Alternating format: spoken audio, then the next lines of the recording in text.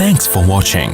Don't forget to like, comment, share and subscribe to Mufti Tariq Masood, famous scholar. نحمده ونصلي على رسوله الكريم. آواز صحیح کریں بھائی اس کی.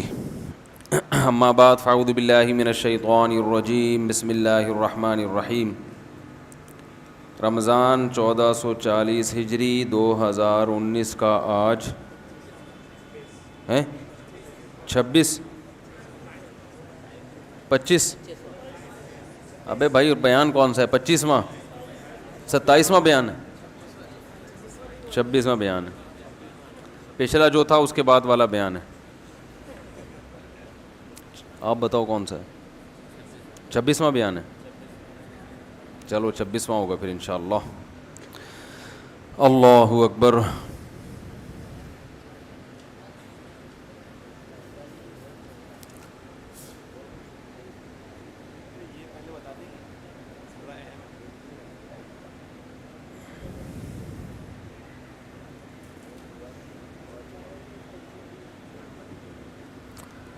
یہ سوال بعد میں دیں، پہلے بیان ہونے دیں، ورنہ سارا بیان اسی پہ چلا جائے گا.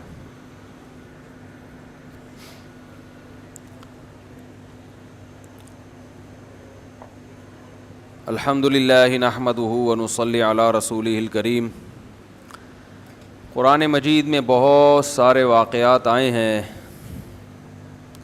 کچھ واقعات تو ہم نے سن لیے، پڑھ لیے، کچھ واقعات اہم ہیں جن کو قرآن نے بار بار بیان کیا. اس کو آواز کو کیا ہو گیا یار؟ ہر آدمی آتا ہے اسپیکر کو کچھ نہ کچھ چھیڑتا ہے. حقیقت بتا رہا ہوں جی. تو وہ تو تراویح سے پہلے آنا چاہیے تھا نا، صبح سے آئے ہوئے. ان کو ادھر ہی کمرہ بنا کے دے دو. ایک اسپیکر والوں کو یہیں ایک کمرہ بنا کے دے دیں، شادی وادی یہیں کروا دیں ان کی. بچے کہنا یہیں لا کے رکھیں اور 24 گھنٹے بس آپ کا کام یہ ہے کہ گھماتے رہیں. 12 گھنٹے ایک آدمی، 12 گھنٹے اسی کی تنخواہ ملے گی ان کو انشاءاللہ. تو واقعات چل رہے تھے. قرآن مجید نے ایک اور واقعہ بہت اہتمام سے بیان کیا ہے کہ ابراہیم علیہ السلام جب ہجرت کر کے چلے گئے تو ابراہیم علیہ السلام کے بھانجے تھے حضرت لوط علیہ السلام. حضرت لوط علیہ السلام بھی آپ پر ایمان لائے اور اللہ تعالیٰ نے لوط علیہ السلام کو بھی نبوت عطا فرمائی. لوط علیہ السلام کو ایک ایسی قوم کی طرف بھیجا جس قوم میں لڑکوں سے بدفعلی کا رواج تھا. جب لوط علیہ السلام اس قوم کی طرف گئے تو لوط علیہ السلام کی دعوت کو اللہ تعالیٰ نے مختلف مقامات پر ان کے مختلف الفاظ کے ساتھ نقل کیا ہے. اتأتون الفاحشۃ ما سبقکم بہا من احد من العالمین. تم ایسی بے حیائی کرتے ہو جو تم سے پہلے اس جہان میں کبھی بھی کسی نے نہیں کی. اتأتون الذکران من العالمین. تم مردوں سے اپنی خواہش پوری کرتے ہو. وتذرون ما خلق لکم ربکم. جو اللہ نے تمہارے لیے بنائی ہے عورت ہے اس کے پاس نہیں جاتے. تو یہ باتوں سے کیا پتہ چلتا ہے کہ مرد کے لیے مرد کے پاس جانا، عورت کے لیے عورت کے پاس جانا یہ فطرت کے خلاف ہے. اگر یہ فطرت ہوتا، یہ اس لیے کہہ رہا ہوں کہ آج ایسی تحریکیں چل رہی ہیں جو یہ کہہ رہی ہیں کہ اس میں حرج کیا ہے. یورپ میں ایسی تحریکیں اٹھ رہی ہیں، امریکہ میں ایسی تحریکیں اٹھ رہی ہیں، ہندوستان میں اٹھ رہی ہیں، یہاں بھی اٹھ رہی ہیں، لیکن دبے ہوئے ہیں کہ اسلامی کنٹری ہے لیکن اٹھ یہاں بھی رہی ہیں. اور ان کی سب سے بڑی دلیل یہ ہوتی ہے کہ اس میں حرج کیا ہے. پہلی بات تو یہ خوب سمجھ لیں کہ ہر برے کام کو دلیل کے ذریعے بیان کرنا ممکن نہیں ہے. ہر برائی کو اگر کوئی اللہ نہ کرے یہ بحث شروع کر دے کہ بہن سے نکاح میں کیا حرج ہے، تو دلائل سے ثابت کر سکتے ہیں؟ کوئی دلائل سے ثابت کر سکتا ہے؟ جب کوئی کسی سے بحث کرے کہ بھائی بہن سے نکاح کرنا، اللہ نہ کرے معاذ اللہ محرم رشتوں سے کوئی نکاح کرنا چاہے، تو آپ اسے دلائل سے کیسے قائل کریں گے وہ کیوں غلط ہے یہ؟ تو آپ کہیں گے غیرت کے خلاف ہے. وہ کہہ رہے غیرت کیا ہوتی ہے؟ آپ کے غیرت ہو رہی ہے مجھے نہیں ہو رہی. تو اس کا حل کیا ہے؟ ایک تھپڑ زور سے اس کے بولو بھائی لگایا جائے، اس کو سزا دی جائے، اس لیے کہ انسانی فطرت اس کو قبول نہیں کرتی. بہت سے سافٹ ویئر اللہ نے انسان میں ایسے انسٹال کر دیے ہیں جو برے کام کے وقت خود ہی الارم دینا شروع کر دیتے ہیں. ہاں اگر کوئی برا کام کرتا رہے تو وہ پھر اس کی مشین ہی خراب ہو جاتی ہے اندر سے، وہ الارم دینا بند کر دیتی ہے. تو کچھ چیزیں اللہ نے ایسی بنائی ہیں کہ کافر بھی ان کو فطرتاً پسند نہیں کرتا، کافر بھی پسند نہیں کرتا. تبھی آپ دیکھو آدم علیہ السلام کے زمانے سے لوط علیہ السلام تک کا زمانہ پتہ نہیں کتنے ہزار سال کا ہے، اس میں بڑے بڑے جرائم دنیا میں ہوئے، قتل و غارت بھی ہوئی، زنا بھی ہوا، شرک بھی ہوا، مگر کسی نے بھی ایسا جرم نہیں کیا کہ مرد نے مرد سے بدکاری کی ہو، لڑکے نے لڑکے سے بدکاری کی ہو. یہ جرم کائنات میں کبھی ہوا ہی نہیں، کیونکہ اللہ نے انسان کی اس طرف رغبت رکھی نہیں ہے. جرم تو وہ ہوگا نا جس طرف دل چاہے گا.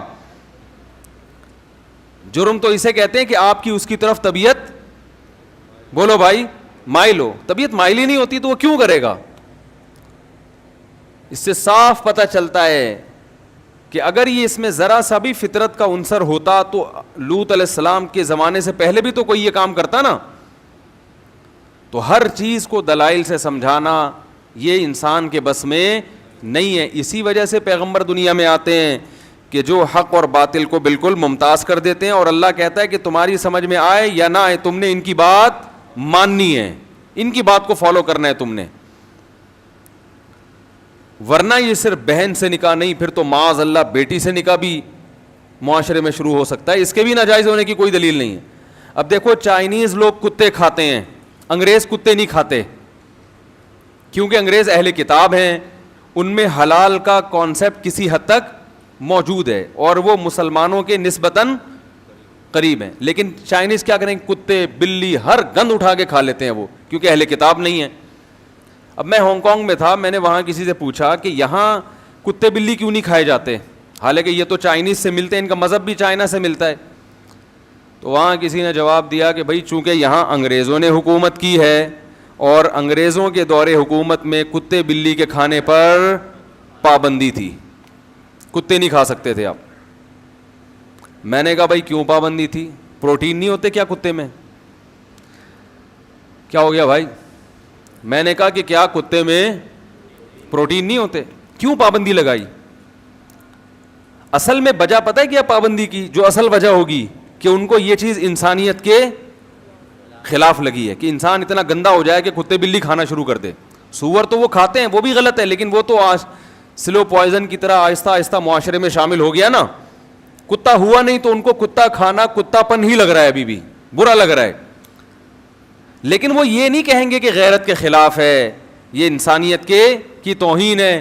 کیونکہ اگر انسانیت کی توہین ہے تو کیوں ہے، اس کا جواب کیا ہے؟ اس کا جواب کسی کے پاس نہیں. بھائی کیوں ہے، کیا ہے؟ اگر آپ کہیں وہ کتا ناپاک ہوتا ہے تو وہ کہیں گے کیوں ناپاک ہوتا ہے؟ اس کا تو گوشت، اس میں بھی گوشت ہے، اس میں بھی خون ہے، کیا ناپاک کا کیا مطلب ہے؟ ہم دھو کے کھا لیں گے اس کو، وہ یہی کہیں گے نا. تو کوئی دلیل نہیں ہے آپ کے پاس، یعنی دلیل کا مطلب ایسی دلیل جس کے ذریعے آپ اس کو ڈیفائن کر سکیں کہ یہ گندی چیز ہے، یہ اچھی چیز ہے. تو یہ کوئی ہے ہی نہیں. لیکن چونکہ انگریز کے اندر نے ملامت کی کہ بھائی یہ کتا جو ہے یہ ایسی چیز نہیں ہے کہ کھایا جائے، اس نے کہا بھائی اس کو ہم اپنے معاشرے میں الاؤ نہیں کر سکتے. تو جو چیز ان کے معاشرے میں سرایت ہو گئی وہ تو لاشعوری طور پر قبول کر لی انہوں نے. سور آ گیا، مردار آ گیا، وہ کر لیا. لیکن اتنا براڈ مائنڈڈ نہیں بن سکے وہ کہ کتے بلی کھانا شروع کر دیں، لال بیگ کھانا شروع کر دیں. اس پر انہوں نے پابندی لگائی کہ بھائی یہ کھانے کی چیز نہیں ہے. تو اس سے صاف پتہ چلتا ہے بھائی کہ یہ بھی ان کے اندر سے جو ہے نا، ان کی غیرت نے گوارا نہیں کیا کہ ہم اتنے معاشرے میں گر جائیں کہ انسان ہو کے وہ کتے اور بلی کھانا شروع کر دے. تو اس سے ایک اسٹیپ آپ کو اوپر اسلام لے کر آتا ہے. اسلام کہتا ہے کہ اتنا بھی نہ گرے کہ مردار کھانا شروع کر دیں. جانور کو گلے پہ چھری چلانی پڑے گی اور اس کا جو بلڈ ہے وہ آپ کو اس کے جسم سے باہر نکالنا پڑے گا. جانور اپنی موت خود ہی مر گیا تو پھر اس کا کھانا یہ ناپاکی بھی ہے اور انسانیت کی توہین بھی ہے کہ مری ہوئی چیز آپ اٹھا کے کھا رہے ہو. کچرے سے کوئی چیز اٹھا کے کھاؤ برا لگتا ہے کہ نہیں لگتا؟ بھائی آپ کا بچہ اٹھا کے لایا ایک زبردست خوبصورت سی چاکلیٹ, بہترین, کوئی برائی نہیں ہے, بہترین چاکلیٹ ہے, مزیدار ہے. آپ کہتے ہو بیٹا کہاں سے اٹھایا؟ ابا وہ ڈسٹ بن سے مجھے ملی تھی, انکل کے گھر کے باہر نا ڈسٹ بن میں پڑی ہوئی تھی, کچرے میں پڑی ہوئی تھی, میں اٹھا کے لے آیا. تو آپ ایک تھپڑ لگاؤ نا, بولو کہ ہم کیا اتنے گرے پڑی تھی کچرے کی چیزیں اٹھا کے کھائیں, پھینکو اس کو. وہ کہا بھائی میں دھو کے کھاؤں گا, کوئی میل نہیں لگا ہوا. پھر آپ کھانے دو گے اس کو؟ پھر بھی نہیں کھانے دو گے آپ اس کو.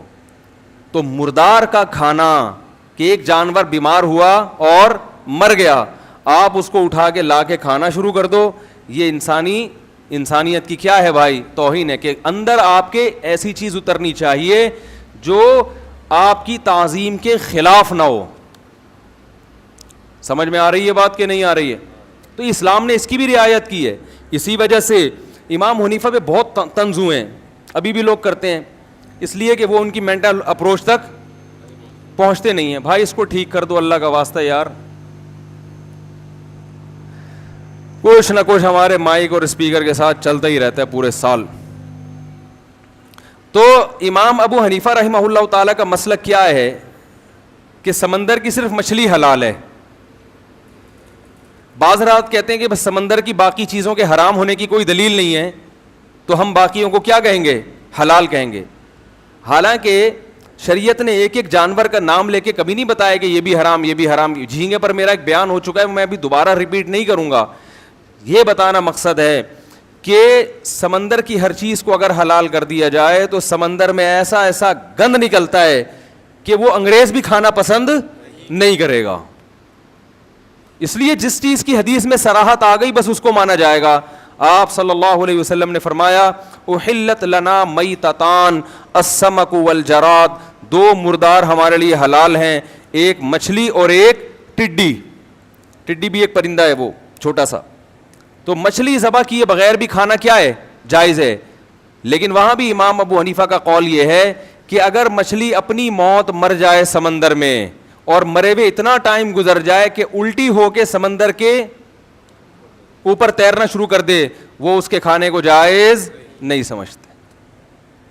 اب لوگ اس پہ بھی اعتراض کرتے ہیں یہ کہاں سے ناجائز کر دیا. بھئی یہ شریعت کا اصول دیکھا انہوں نے کہ خوراک کے معاملے میں اسلام کیا کرتا ہے؟ بہت احتیاط. خوراک میں گوشت میں اصل ہے حرمت, جب تک حلال ہونے کی دلیل نہیں ہوگی اس کو حرام ہی سمجھا جائے گا. اور ہمارے پاس جو مچھلی کے حلال ہونے کی دلیل ہے وہ مچھلی ہے جس کو ذبح تو نہ کیا جاتا ہو, مچھلی تو ذبح ہو بھی نہیں سکتی, لیکن شکار کر کے اس کو نکالا جاتا ہو. جو مچھلیاں سمندر کے اندر خود بخود مر جاتی ہیں اور مرے ہوئے ان کو ٹائم گزر جاتا ہے اور اس کی ایک علامت ہے کہ الٹی ہو کے اوپر آ جاتی ہیں, اس کے بارے میں احادیث کیا ہیں؟ خاموش ہیں, کیونکہ یہ چیز صحابہ کرام میں معروف نہیں تھی اس کا کھانا. بات آ رہی ہے سمجھ میں کہ نہیں آ رہی؟ تو جب معروف نہیں تھی تو شریعت اس بارے میں کیا ہے؟ خاموش ہے. اس کا حدیث میں ذکر ہی نہیں ملتا اس مچھلی کا. جب ذکر نہیں ملتا تو احتیاط کا تقاضا یہ ہے اور انسان کی تعظیم کا تقاضا یہ ہے کہ ایسی گری پڑی چیزوں کے کھانے کی انسان کو اجازت نہ دی جائے. تو یہ دوسری چیزوں پر قیاس کیا ہے. سمجھ میں آ رہی ہے بات کہ نہیں آ رہی؟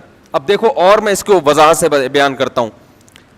اسلام میں حکم یہ ہے کہ آپ شکاری کتا رکھ سکتے ہیں. مجھے بہت چیخنا پڑ رہا ہے یار, کتے کا ذکر آیا تو مجھے چیخنا یاد آیا. تو مجھے ایسا تو نہ بنائے نا میرے بھائی, آرام سے بات کرے آدمی, اچھا ہوتا ہے. آواز اس کی بڑھا دیں, کہنے کا مقصد یہ ہے. پہلے مختلف اسٹائل سے سمجھایا, سمجھ میں نہیں آیا, میں تھوڑا سا اسٹائل ہم نے کیا کیا ہے, چینج کیا. تو کتے کو اگر آپ سدھائیں اور اس کو شکار پہ سکھا دیں آپ, اور بسم اللہ اللہ اکبر پڑھ کے کتے کو آپ شکار پہ چھوڑیں اور کتا جا کے اس جانور کو مار دے اور اس کے خون نکال دے, تو وہ جانور کھانا اسلام میں کیا ہے؟ حلال ہے. سمجھ میں آ رہی ہے بات؟ وہ جانور کھانا اسلام میں کیا ہے؟ بشرطے کہ وہ کتا جانور کو مار کے زندہ نہیں لے آئے. زندہ لے آئے گا تو پھر تو چھری پھیرنی پڑے گی. وہ کتا جانور کو نوچے اور اس کے خون نکالے اور وہ پھر گھسیٹ کے آپ کے پاس لے آئے, خود اس میں سے ایک نوالا بھی نہ کھائے. اگر کتے نے خود اس میں سے ایک نوالا بھی کھا لیا اور پھر وہ گھسیٹ کے آپ کے پاس لایا تو یہ جانور آپ کے لیے کیا ہو جائے گا؟ حرام.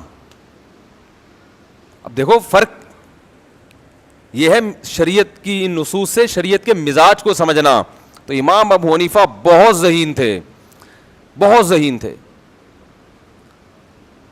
فرق کیا ہے بھائی؟ پہلے بھی اس نے شکار کیا اور گھسیٹ کے لے آیا, خود نہیں کھایا. آپ اس گوشت میں سے اب کتے کو کھلانا شروع کر دیں, پھر بے شک خود بھی کھا لیں اس میں سے.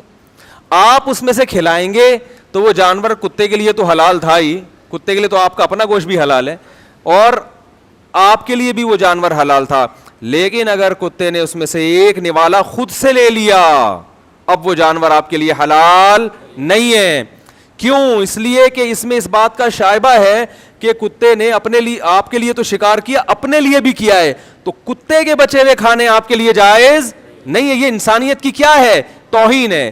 انگریز صرف پروٹین دیکھتا ہے کہ اس میں گوشت میں پروٹین ہے یا نہیں ہے, یہ فائدے مند. انگریز کہے گا کیوں حرام ہو گیا؟ پہلے بھی وہی گوشت تھا, اب بھی وہی گوشت ہے, تو کیا ہو گیا؟ تو دلائل سے ثابت کر سکتے ہو کہ ناجائز کیوں ہے.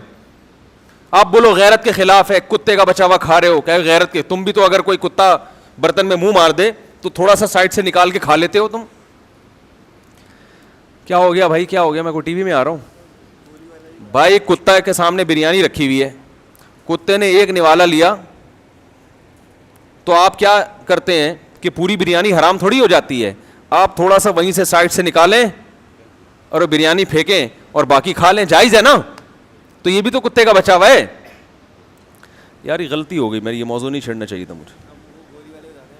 تو یہ جو ہے یہ بھی تو کتے کا بچا ہوا ہے نا, مگر یہ اس کو حلال کہتے ہیں.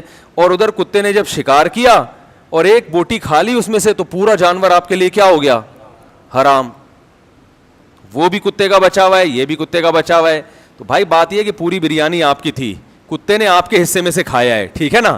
اور جب کتا شکار کرتا ہے تو اس میں دونوں چیزیں ہو سکتی ہیں, اپنے لیے کر رہا ہے یا آپ کے لیے کر رہا ہے. اگر ایک نوالا بھی کھا لیا اس کا مطلب اس نے اپنے لیے کیا ہے, آپ کو گریوی میں کھلا رہا ہے. تو ہم کتے کی چیزیں نہیں کھاتے, یہ کتا پن ہے. اور اللہ نے ہمیں انسان بنایا تو ہمیں انسانوں والے کام کرنے کا حکم دیا ہے, کتوں والے کام کرنے کا حکم نہیں دیا. تو اب میں آپ کو بتا رہا ہوں کہ یہ اسلام ہے کہ وہ صرف خوراک میں پروٹین نہیں دیکھتا, وہ دیکھتا ہے کہ روحانی اعتبار سے بھی پاک ہونا چاہیے اور ظاہری اعتبار سے بھی پاک ہونی چاہیے وہ چیز.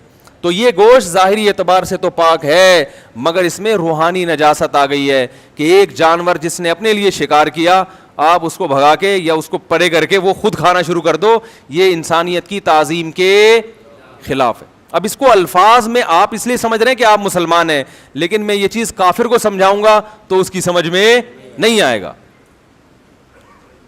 سمجھ میں آ رہی ہے بات؟ اب آپ بولیں گے نہیں آ رہی تو اس کا مطلب آپ اب تو آنی پڑے گی, آپ کو لازمی آنی پڑے گی. نہیں بھی آ رہی ہوگی تو اب انشاءاللہ آئے گی. تو اس طرح یاد رکھو, یہ جو شریعت نے ذبح کے احکام دیے کہ جانور کو ذبح بھی کرو, اس پہ اللہ کا نام بھی لو. اللہ کا نام لینے کا کیوں حکم دیا گیا؟ اس میں ایک بڑی حکمت یہ ہے کہ جانور بھی ایک مخلوق ہے, آپ اس پہ ظلم نہیں کر سکتے. یہ بھی انسانیت کے خلاف ہے, وہ بھی ایک اچھی والی مخلوق گھوم رہی پھر رہی ہے, لائف کو انجوائے کر رہے, آپ نے اس کو پٹھا کاٹا گرایا اور چانپے بنا کے کھا گیا. کیوں بھائی؟ کیا اسے رہنے کا حق نہیں ہے؟ تو ہم اللہ کا نام لیتے ہیں کہ اس کو اللہ نے ہمارے لیے مسخر کیا, اس کے نام سے کاٹ رہے ہیں, ورنہ ہمیں خود سے یہ پرمیشن نہیں ہے. جو کائنات کا بادشاہ ہے, جس کو سب کے ساتھ ہر قسم کے تصرف کا حق ہے, تو اس نے یہ ہمیں اجازت دی ہے کہ گلے پہ چھری پھیر دو, تو اس کا نام لے کے ہم اس کو کاٹیں گے. ورنہ خود سے ہمیں یہ اس کو ہم صحیح نہیں سمجھتے کہ جس کی اس نے ہم خود سے انسانیت زمین کے جو ہے نا وہ باپ بن کے بیٹھ جائیں اور جس کو چاہیں کاٹ لیں اور جس کو چاہیں چھوڑ دیں. اور اس میں بڑا عنصر یہ بھی ہے کہ مشرکین بتوں کا نام لے کے کاٹتے تھے, تو ہمیں حکم دیا گیا ہم کس کا نام لیں؟ اللہ کا نام لیں, یہ بتانے کے لیے. تو جس جانور پہ اللہ کا نام نہ لیا گیا ہو, آپ اس کو بھی بولو نا نہیں کھا سکتے, حالانکہ وہ بالکل ٹھیک ہے, اس کا تو بلڈ بھی نکل گیا. ارے بھائی جب آپ نے گائے ذبح کی, اللہ کا نام نہیں لیا اور خون نکل گیا اس کا, تو وہ خون سے بھی پاک ہو گئی, بالکل فٹ فاٹ ٹھیک ٹھاک ہو گئی, لیکن پھر بھی آپ کے لیے حلال نہیں ہے, پھر بھی حلال نہیں. کہ آپ نے ایک جانور مارا, آپ اس کو کیسے کھا رہے ہو بھائی؟ تو وہ جو مسائی قوم تھی نا, جس کا میں نے انٹرویو لیا تھا تنزانیہ کے جنگلات میں, وہ لوگ کیا کرتے ہیں, جیسے شیر نے کوئی شکار کیا, ہرن کا یا کوئی زیبرے کا یا جرافے کا شکار کیا, تو وہ ڈنڈے ونڈے لے کے جاتے ہیں, شیر کو بھگا کے وہ شکار اٹھا کے لا کے کھا لیتے ہیں. کھانے میں تو وہ بھی ایسے ہی مزیدار ہوتا ہے, لیکن یہ غیرت اور انسانیت کے خلاف ہے نا. وہ شیر ایسے بھوکے دیکھ رہے ہوتے ہیں اس کی طرف, ٹھیک ہے نا, واہ بھائی. تو اسی طرح یاد رکھو کہ کچھ چیزیں غیرت کے خلاف ہوتی ہیں, انسانی فطرت اس کو قبول نہیں کر. تو انسان اگر صحیح فطرت پہ ہو نا, وہ کتے کا بچا ہوا نہیں کھائے گا. آپ کہہ سکتے ہیں اچھا ہم نے قربانی کی گائے گرائی اور ذبح کر دی اور خون نکل گیا, اور ایک دن بلی آئی, اس نے ایک بوٹی لے کے بھاگ گئی, تو کیا ہم وہ باقی جانور چھوڑ دیں؟ اب وہ بھی تو بلی اور کتے کا بچا ہوا ہے نا. کیا ہو گیا بھائی؟ ارے آپ نے بکرا گرایا قربانی والے دن, ذبح کیا, ابھی آپ کھال اتار رہے تھے, بوٹیاں بنا رہے تھے, ادھر سے کتا آیا, ایک بوٹی اٹھا کے لے گیا, تو ممکن ہے آپ غلط استدلال کریں, بولیں یہ بھی اب ہمارے لیے کھانا غیرت کے خلاف, کیونکہ اس میں سے کتے نے کیا کیا ہے, کھایا ہے. تو بات یہ کتے کا بچا ہوا نہیں ہے, بلکہ وہ سارا آپ کا ہے جس میں سے کتے نے ظلم کر کے تھوڑا سا لے لیا ہے, ٹھیک ہے نا. تو باقی سارا آپ کا ہے. کتا شکار کرے گا تو وہ کس کا ہے؟ کتے کا ہے, اس نے اپنے لیے کیا ہے, اور آپ اس کتے کا بچا ہوا کھا رہے ہو, تو یہ غلط ہو جائے گا. تو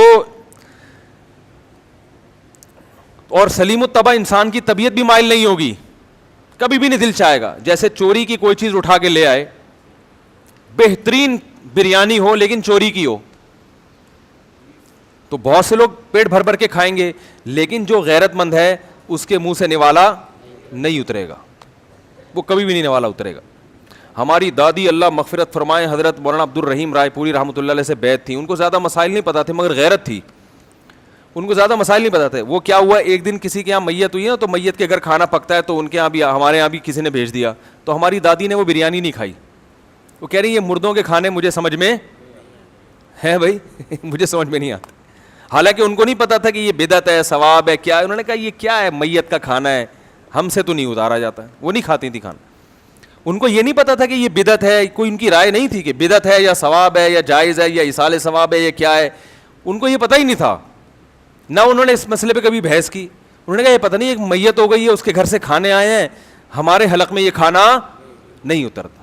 ولیمے کا کھانا ہو, شادی بیاہ کا کھانا ہو, عید کا کھانا ہو, کوئی پاس ہو گیا اس کا کھانا ہو, بچہ پیدا ہو گیا عقیقے کا کھانا ہو, سمجھ میں آتا ہے اس کا انا للہ ہو گیا, اور آپ کے یہاں کیا کیا جا رہا ہے, کھانا کھایا جا رہا ہے, ہم سے نہیں کھایا جاتا. تو اس کو کیا کہتے ہیں میرے بھائی؟ غیرت بولتے ہیں. جب یہ ہوتی ہے تو نہیں کھاتا آدمی, جب نہیں ہوتی تو سب سے زیادہ مردوں کے کھانے ہی کو فوکس کرتا ہے. میں نے لوگوں سے سنا یار میت کے کھانے میں جو مزہ ہے وہ کسی اور کھانے میں نہیں ہے, یہ لوگ کہتے ہیں ایسے. تو میت پہ جو مر گئے نا, تو اس کے کھانا کا کھلانا تو غریبوں کو جا کے کھلا کے ان کو صدقہ کریں. ان کو یہ نہ بتائیں کہ ابا مر گئے اس لیے آپ کو میں کھلا رہا ہوں, ان کو یہ نہ بتائیں, کیونکہ اگر یہ بتایا تو ان میں بھی جو غیرت مند ہوگا وہ نہیں کھائے گا پھر, تو ان کو بے غیرت نہ بنایا جائے. ان کو بولا بھائی ہم کھانا کھلا رہے ہیں, بس اللہ نے ہمیں دیا ہے تو ہم چاہتے ہیں آپ کو بھی کھلائیں, تو یہ نہ بتائیں. ایک تو یہ کہ وہ غیرت کے خلاف ہے, دوسرا یہ بھی کہ وہ کہیں گے اللہ کرے پڑوسی کے ابا بھی مر جائیں پھر. جب تمہارے ابا پہ ایسی بریانی, تو جو پڑوسی ہے اس کا تو وہ تو زیادہ مالدار ہے, وہ جب مرے گا تو ایک بریانی میں ایک بوٹی کے بجائے کتنی ہوں گی, 4 بوٹیاں ہوں گی. تو کیوں آپ غریبوں کو کی بد دعائیں لے رہے ہو بھائی؟ کیا خیال ہے بھائی؟ تو یہ خوشی کا موقع تھوڑی ہے کسی کے ابا کا مر جانا. کھانے خوشی کے موقع پہ کھلائے جاتے ہیں, غم کے موقع پہ نہیں کھلائے. کھانا اس لیے کھلایا جاتا ہے کہ یار ماشاءاللہ بچہ پاس ہو گیا, بریانی, اللہ کرے دوسرا بچہ بھی پاس ہو جائے, اللہ کرے. ولیمے میں ہے نا کھانا, تو ولیمے میں آپ نے اتنا زبردست کھانا کھلایا ایک ولیمے میں, اللہ کرے دوبارہ بھی اللہ تمہیں تمہارا ولیمہ کرائے. صحیح ہے, اللہ تمہارا ولیمہ بار بار کراتا رہے, ایسا مزہ آ جائے. اللہ تمہارے بچے کی ولادت ہوئی عقیقہ, اللہ کرے تمہارے اور اللہ تمہیں اولاد, بچہ پاس ہو گیا ماشاءاللہ, اللہ کرے اگلے سال بھی اس سے اچھے نمبروں سے پاس. ابا مر گئے کھانا کھلا رہے ہو, اللہ کرے تمہارے چاچا بھی مر جائیں. تو یہ اس لیے ہمیں صحابہ میں یہ نہیں ملتا کہ کوئی مر جاتا ہو تو صحابہ دیگیں بانٹتے ہیں اور لوگوں میں کھانا کھلاتے, ہمیں صحابہ میں ہی ملتا. حضرت ابو بکر کا انتقال ہوا تو کہیں نہیں ملتا کہ حضرت عمر نے دیگیں بانٹ کے کھلائی ہوں. کہیں بھی نہیں ملتا کہ حضرت عمر نے تمبو لگایا, چلو بھائی ابو بکر کا انتقال ہوا, کھانا کھاؤ, غریبوں کو ثواب ملے گا. صدقہ چھپ کے کیا جائے, اور اس میں بھی یہ نہ بتایا جائے کہ چاچا کا انتقال ہو گیا اس لیے میں تمہیں دیکھ کھلا رہا ہوں. تو یہ چیزیں اسلام کے مزاج کے خلاف ہیں, سمجھ رہے ہو. تو میں جلدی سے وہ بات کو, جی ہاں میں اسی طرف آ رہا ہوں. تو آج کل یہ جو بہت زیادہ جو سیکولر قسم کے لوگ ہیں وہ اس چیز کو معاشرے میں پروموٹ کر رہے ہیں کہ اس میں حرج کیا ہے. اس کو بار بار منہ سے نام لیتے ہوئے برا لگتا ہے. یہ عمل اتنا گندا عمل ہے یہ کہ مرد سے اگر اپنی خواہش پوری کرے, عورت سے خواہش پوری کرے, تو اس میں حرج کیا ہے. تو بھائی یہ حرج جب سمجھ میں آئے گا جب آپ کے اندر غیرت اور حمیت ہوگی, تو آپ کو الٹی آئے گی اس لفظ کے نام سے ہی, آپ تھوکو گے. ہمارے معاشرے میں جو لڑکا لڑکوں سے بدفعلی میں مبتلا ہو, لوگ اس کی طرف عزت سے دیکھنا بھی پسند نہیں کرتے, اس کو گالیاں دیتے ہیں. اتنا گندا اور اتنا غلیظ عمل ہے, کوئی اس کو شادی کے لیے اپنی بیٹی نہیں دے گا, اتنا برا عمل ہے یہ. تو یہ انتہائی غلیظ, انتہائی گندا عمل. لوط علیہ السلام کہہ رہے ہیں کہ صدیاں گزر گئی ہیں اس زمین میں, بڑے بڑے مجرم آئے, قتل بھی ہوئے, زنا بھی ہو گیا, اور بہت کچھ ہوا, چوریاں بھی ہوئی ہیں, مگر آج تک کسی نے یہ جرم نہیں کیا. تو تمہاری جرت کیسے ہو گئی اس برائی میں پڑنے کی؟ اور دوسری بات یہ کہ پوری قوم مبتلا ہو گئی تھی. اس سے پتہ چلتا ہے کہ یہ بیماری بہت تیزی سے پھیلتی ہے اگر اس پہ کنٹرول نہ کیا جائے. کیونکہ جو یہ گند یہ کرتا ہے نا, ایک تو یہ پھیلتی اس لیے کہ لڑکیوں کے بارے میں تو سب احتیاط کرتے ہیں, بھائی اپنی بہن کی احتیاط کرے گا, باپ اپنے بیٹی کے بارے میں احتیاط کرے گا. لڑکوں کے بارے میں لوگ احتیاط کرتے نہیں ہیں. اس لیے نہیں کرتے, ان کو یہ ہوتا ہے بھائی جو لڑکا اس کی طرف کون آئے گا. تو جو اس طرح کے فاسق لوگ ہوتے ہیں ان کو لڑکوں کی طرف جانے کا موقع زیادہ ملتا ہے. اور یہ بڑی مصیبت ہے کہ جس بچے سے بچپن میں اللہ نہ کرے کسی نے اس طرح سے بدکاری کر لی, تو صرف بدکاری کرنے والے کی جرم میں مزید اضافہ نہیں ہوتا, اس کو عادت نہیں پڑتی, اس بچے کو بھی خراب عادت پڑنا شروع ہو جاتی ہے, اس کے بھی خراب عادت پڑنا شروع ہو جاتی ہے, وہ بچہ بھی خراب ہو جاتا ہے آہستہ آہستہ. اور بلکہ آہستہ آہستہ تو میں ایسے ہی کہہ رہا ہوں, آہستہ آہستہ نہیں, بہت تیزی سے خراب ہونا شروع ہوتا ہے وہ. اور پھر وہ عذاب آتا ہے کہ جو لوط علیہ السلام کی قوم پہ آیا, کہ لوط علیہ السلام کہہ رہے ہیں تم عورتوں سے شادی کرو تاکہ تمہاری دماغ یہاں سے ہٹے. تو وہ جواب میں کہہ رہے ہیں ما لنا فی بناتک من حق, ہمیں عورت سے نکاح میں رغبت نہیں ہے. تو یہ جرم کا سزا دنیا میں کیا ملتی ہے کہ جو اللہ نے پیدا کی آپ کے لیے اس کی طرف رغبت ختم, اور جس کو اللہ نے بنایا نہیں آپ کے لیے اس کی طرف رغبت.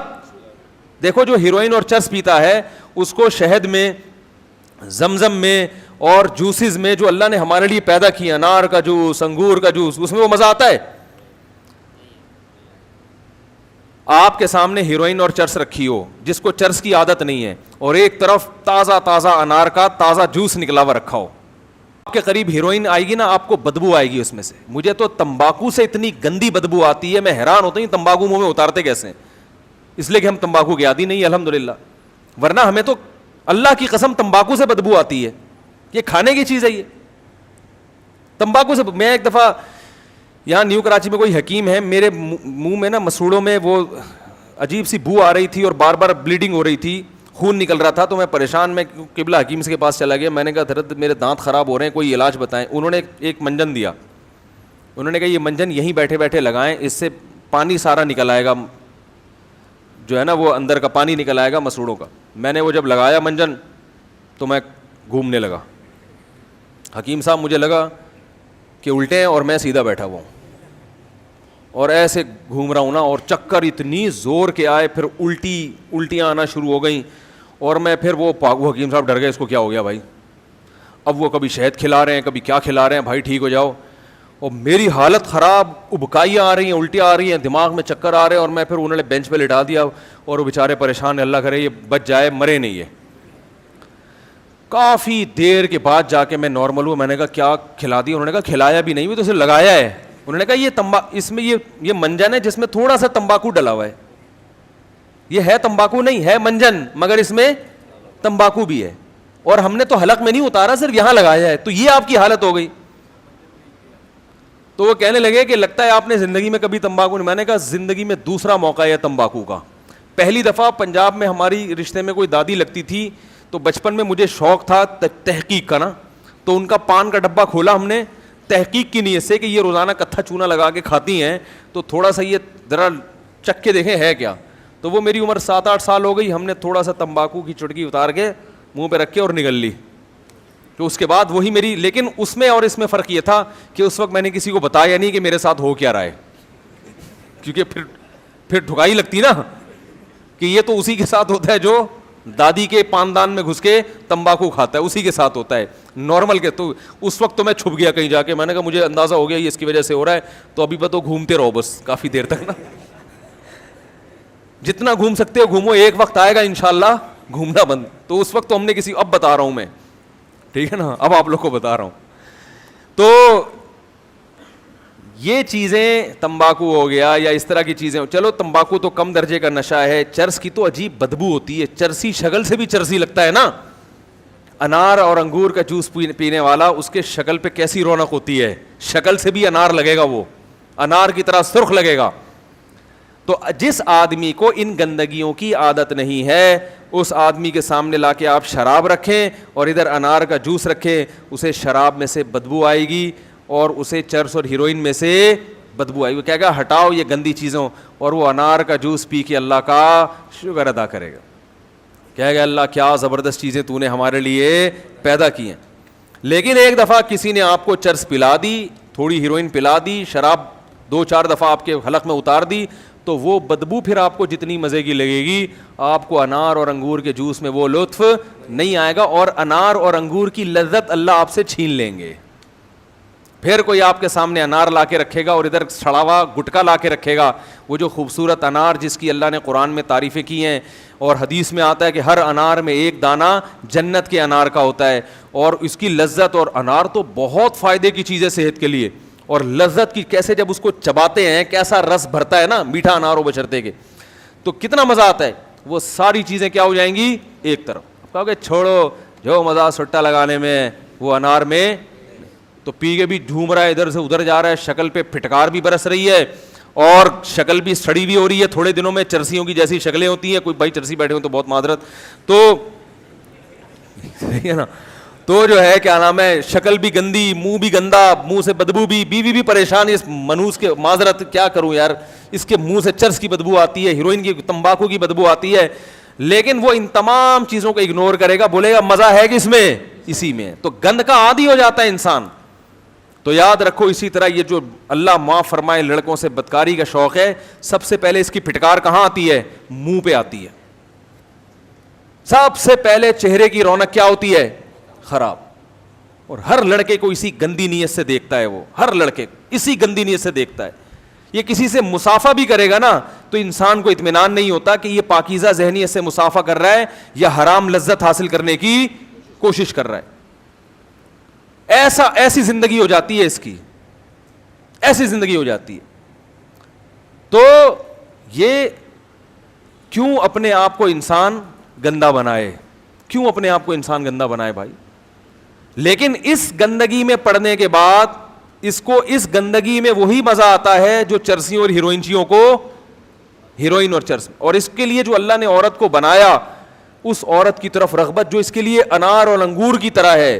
دیکھو شادی شدہ آدمی کے چہرے پہ رونق آتی ہے کہ نہیں آتی, جو کنوارے ہوتے ہیں نا عجیب سے پھیکے پھیکے, جب ان کی شادی ہو جاتی ہے لوگ کیسے کہتے ہیں دولہا کہ ماشاءاللہ چہرے پہ کیسا نور ہے, ہوتا ہے نا, اور وہ نور بڑھتا ہی رہتا ہے. بڑھاپے کی وجہ سے انسان کے چہرے کی رونق ختم ہو جائے وہ ایک الگ بات ہے, لیکن ایک چہرے پہ رونق ہوتی ہے.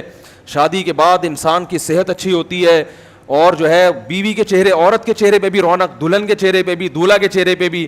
تو یہ اللہ تعالیٰ نے جو سنت عمل ہے, جو ایک چیز انسان کی نیچر اور فطرت ہے, اس میں اللہ نے برکت رکھی ہے, اور جو فطرت کے خلاف ہے اس میں اللہ نے نحوست رکھی ہے. تو اپنے آپ کو اس گندگی سے بہت دور رکھو, بہت دور. اگر اللہ نہ کرے کسی کو اس برائی کی عادت پڑ گئی ہے, تو یاد رکھو اگر یہ سوچ کے گناہ کر لیا نا کہ بعد میں عادت چھوٹ جائے گی, یہ نہیں ہوگا. جتنا اس برائی میں پڑو گے یہ عادت اتنا پختہ ہوتی چلی جائے گی. جس نے بچپن میں چھوڑ دی چھوٹ جائے گی. اور عادت چھوڑنے کا طریقہ کیا ہے, کسی لڑکے کی طرف جس کی طرف اس کو شبہ بھی ہونا کہ میرا دل مائل ہوگا, اس سے ایسے پردہ کرے جیسے عورتوں سے پردہ کیا جاتا ہے, نظر اٹھا کے نہ دیکھے, اس مسافت تک نہ کرے اس سے. تمام تعلقات ختم کر دے اور جلد سے جلد کوشش کرے کس کی؟ نکاح کی. کیونکہ جب یہ نکاح کرے گا کچھ وقت کے بعد آہستہ آہستہ آہستہ آہستہ اس کے دماغ سے وہ فاسد خیالات ختم ہو جائیں گے. نکاح نہیں کرے گا نا تو قیامت آ جائے گی لیکن یہ برائی چھوٹے گی نہیں اس سے. تو جلد نکاح کرے اور لڑکوں کی طرف دیکھنا ختم کر دے. کوئی لڑکا اس سے آ کے ملتا ہے بڑے اچھے طریقے سے اور اس کا خیال ہوتا ہے کہ یہ بعض لڑکے عجیب مردانہ وجاہتی نہیں ہوتی ان میں, ہائے اللہ ہوئی اللہ کر کے مل رہے ہوتے ہیں وہ لوگ, یہ ہوتا ہے حقیقت بتا رہا ہوں. تو وہ ان میں مردانہ وجاہتی نہیں ہے تو وہ یہ ہائے اللہ ہوئی اللہ والے پھر ان کو کیا کر دیتے ہیں اور برباد کر دیتے ہیں.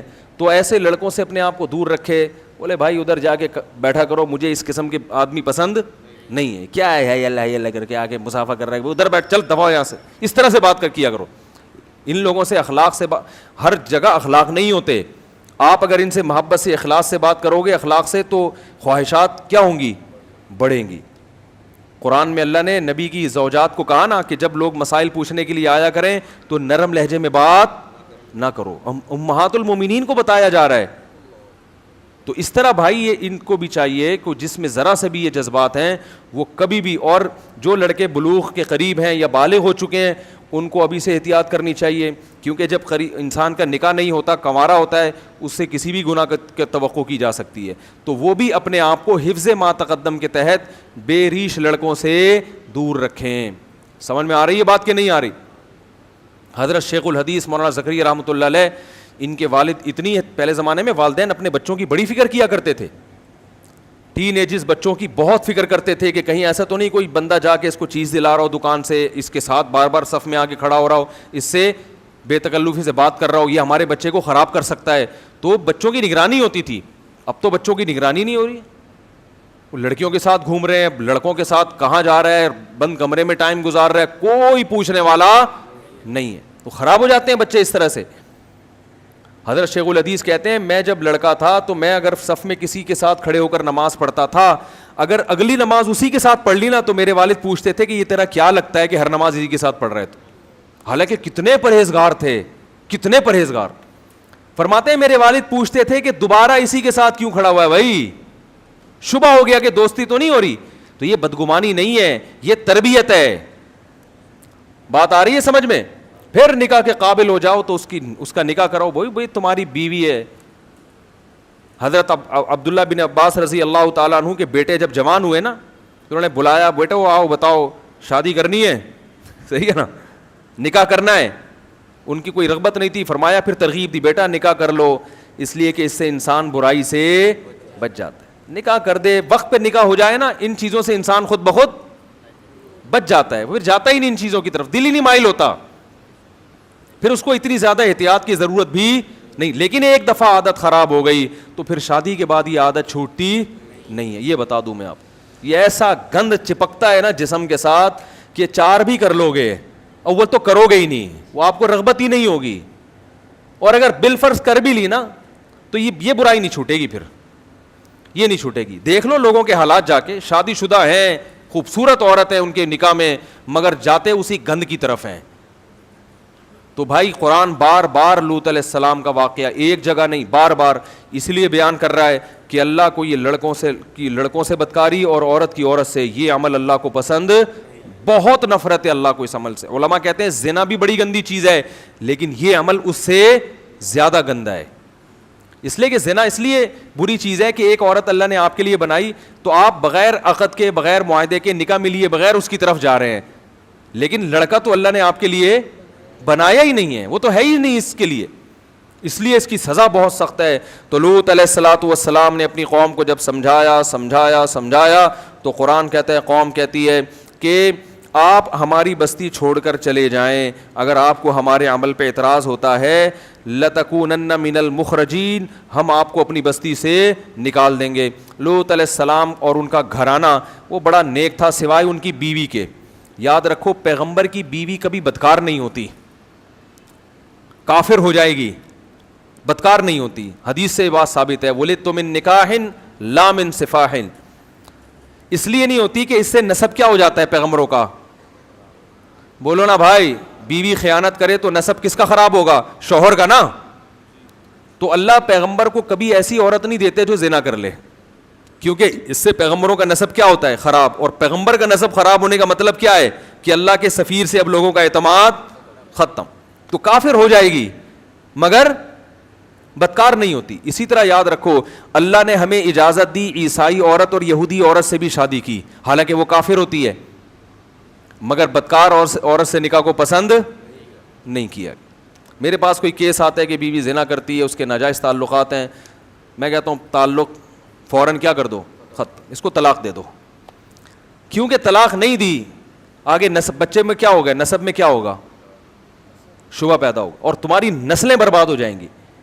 مرد کے زانی ہونے سے بھی بہت برائی آتی ہے, بہت گندا عمل ہے, خاندان تباہ ہوتا ہے, عورت اور بچوں پہ برے اثرات پڑتے ہیں, لیکن نسب خراب نہیں ہوتا اس سے. عورت کے بدکار ہونے سے کیا ہوگا, نسب میں کیا پیدا ہو جائے گا, شک پیدا ہو جائے گا. اس لیے شریعت نے مرد اگر زنا کرے 4 گواہ ہوں گے تو اس کو سزا دی جائے گی, عورت زنا کرے 4 گواہ ہوں گے تو سزا دی جائے گی. لیکن اگر شوہر زنا کرے 4 گواہ نہیں ہے تو بیوی سزا نہیں دلوا سکتی, مگر بیوی گناہ کرے زنا کرے 4 گواہ نہیں بھی ہیں تو شوہر لعان کے ذریعے سزا دلوا سکتا ہے. سمجھ میں نہیں آ رہی بات؟ اس لیے کہ شوہر نے اگر زنا کیا تو بیوی کا نسب تھوڑی خراب ہو رہا ہے, اس سے اولاد پہ شبہ نہیں آ رہا, لیکن بیوی اگر زنا کر رہی ہے تو شوہر کا نقصان کیا ہو رہا ہے, بچوں میں نسب میں گڑبڑ پیدا ہو رہی ہے نا, شبہ پیدا ہو رہا ہے. تو اس لیے یہاں شریعت نے مرد کو حق عورت کی نسبت زیادہ دیا ہے کہ مرد اپنی بیوی پہ زنا کی حد جاری کروا سکتا ہے کہ اس نے مجھ سے جو ایگریمنٹ ہوا تھا اس کی خلاف ورزی کی ہے, لیکن عورت اپنے شوہر پہ زنا کی حد جاری نہیں کروا سکتی جب تک 4 گواہ نہ ہو اس کے پاس. بات آ رہی ہے سمجھ میں؟ تو اس لیے عورت کے لیے یہ عمل اس لیے زیادہ برا ہے کہ اس سے نسب میں کیا پیدا ہوتا ہے, خلب. تو پیغمبروں کی بیویاں کافر تو گزری ہیں مگر زانی نہیں گزری. تو لوط علیہ السلام کی بیوی میں برائی یہ تھی کہ وہ زنا تو نہیں کرتی تھی مگر وہ لوگوں کو پتہ بتایا کرتی تھی لڑکوں کا کہ فلاں علاقے میں خوبصورت لڑکا ہے. کوئی بھی اس کو ہوتا ہے نا کہ یہ والا کام کہ تم ادھر پہنچ جاؤ, ایسا کرو. زنا تو اس قوم میں ویسے ہی نہیں تھا, عورت کی رغبت ہی نہیں تھی. تو لوط علیہ السلام کے جتنے اہل و عیال تھے سب حضرت لوط علیہ السلام کو مانتے تھے. اللہ نے اس خاندان کو اس برائی سے بچایا, لیکن لوط علیہ السلام کی بیوی آپ کی بیوی ہو کر لوگوں کو لڑکوں کا پتہ بتایا کرتی تھی. اللہ نے لوط علیہ السلام کو بتا دیا کہ جب عذاب آئے گا تو آپ کے پورے خاندان کو بچاؤں گا مگر آپ کی بیوی کو نہیں یہ ہلاک ہوگی اسی عذاب. تو قرآن کے اب الفاظ دیکھیں, لوط علیہ السلام کہہ رہے ہیں کہ ہمیں رغبت ہی نہیں ہے عورت میں. تو قرآن کے الفاظ دیکھیں کہ اللہ تعالیٰ نے خوبصورت لڑکے بھیجے, یعنی فرشتے بھیجے خوبصورت لڑکوں کی شکل میں. وہ فرشتے پہلے ابراہیم علیہ السلام کے پاس آئے, حضرت ابراہیم نے ان کو پہچاننے سے انکار کر دیا, وہ تو جانتے ہی نہیں تھے وہ کیونکہ انسانی شکل میں آئے تھے. ابھی وہ آ کے بیٹھے ہی ہیں, قرآن کہہ رہے فما لبث ان جاء بعجل حنیذ, کہ اچانک بھنا ہوا بچڑا لا کے ان کے سامنے رکھ دیا. حالانکہ جب کوئی مہمان گھر میں آتا ہے پہلے آپ پوچھتے ہیں بھائی کیسے آنا ہوا, کہاں سے آنا ہوا, اور خیریت, کھانا کھائیں گے, یہ پوچھتے ہیں نا. لیکن قرآن میں جہاں بھی یہ واقعہ بیان ہوا کہ وہ آئے ہیں انسانی شکل میں, ابھی بیٹھے ہی ہیں کہ بھنا ہوا بچڑا سامنے, یہ ابراہیم علیہ السلام کی سخاوت کو ہائی لائٹ کیا جا رہا ہے. سمجھ میں آ رہی ہے بات؟ کہ بھائی ان کو یہ اندازہ ہو گیا ہے تو یہ اس علاقے کے نہیں, کیونکہ میں ان کو پہچانتا نہیں ہوں تو بھوک لگی رہی ہوگی, تو پوچھنے کی ضرورت نہیں ہے, ایسا نہ ہو تکلف میں منع کر دیں. بنا ہوا بچڑا فوراً سام, اور بچڑا ہم بکرے کو روتے ہیں اور وہاں کیا ہوا, حالانکہ غریب سے ابراہیم علیہ السلام بچڑا لا کے رکھ دیا, لے وہی کھایا. ہمارے یہاں کیا ہوتا ہے, ایک صاحب کہنے لگے میں گیا اپنے رشتہ داروں کے گھر, انہوں نے کہا آپ نے کھانا کھا لیا ہے؟ میں نے کہا ہاں. میں نے کہا نہیں. کہنے کھایا ہوتا تو چائے پلاتا آپ کو. کہنے کھانے سے بھی گئے اور چائے سے بھی, کھانے سے بھی گئے اور چائے سے بھی گئے. اچھا خیر, تو فما لبثا, ابھی ٹھہرے ہی نہیں ہے کہ بنا ہوا بچڑا سامنے لا کے رکھ دیا. فلما رأى أيديهم لا تصل إليهم, جب دیکھا کہ ان کے ہاتھ اس کی طرف بڑھتے ہی نہیں ہیں.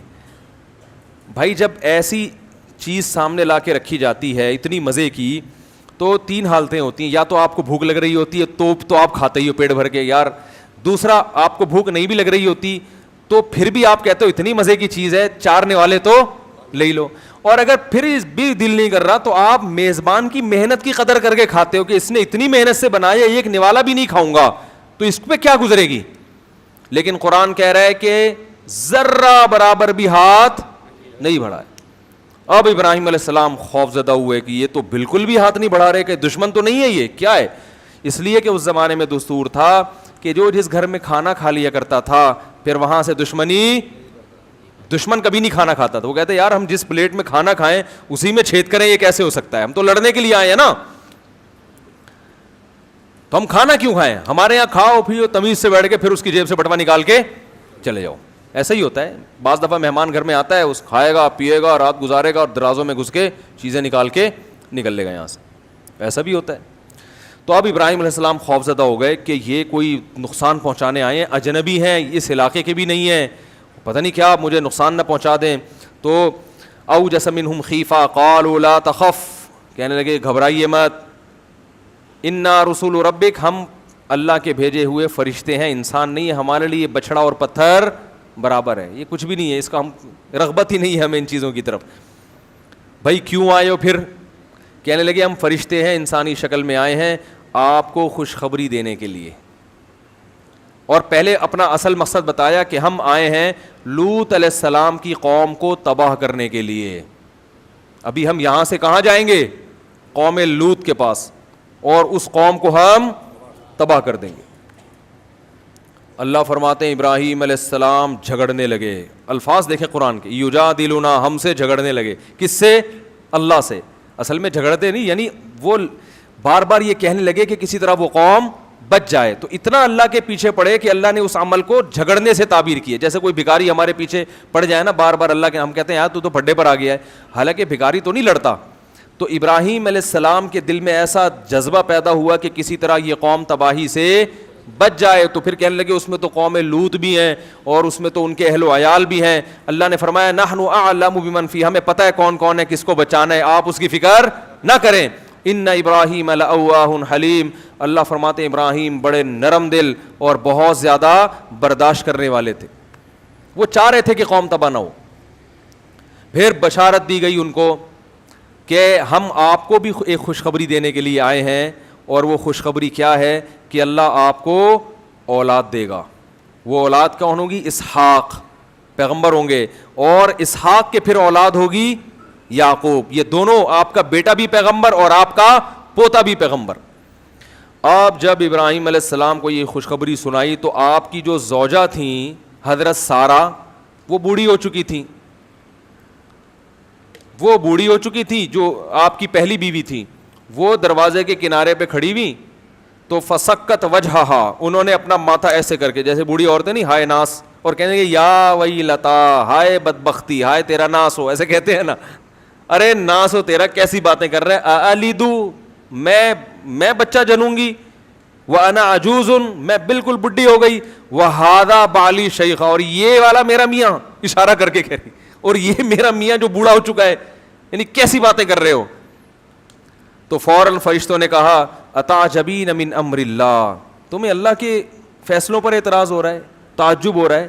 رحمت اللہ وبرکاتہ علیکم اہل البیت, کہ اے گھر والو تم پر اللہ کی رحمتیں اور بہت ساری برکتیں, تم عام لوگوں کی طرح نہیں ہو, تم نے توحید کے لیے قربانیاں دی, تم نے ہجرت کی ہے بھائی, اور یہ میرے خلیل ہیں, تو تمہارے اعمال ایسے ہیں کہ تمہارے سامنے ایسا ہو جانا یہ کوئی اچھمبے کی بات نہیں ہے.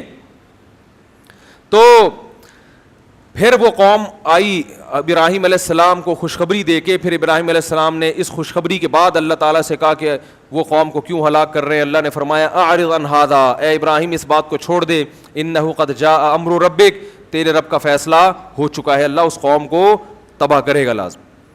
تو پھر وہ فرشتے سفر کر کے گئے ہیں حضرت لوط علیہ السلام کے.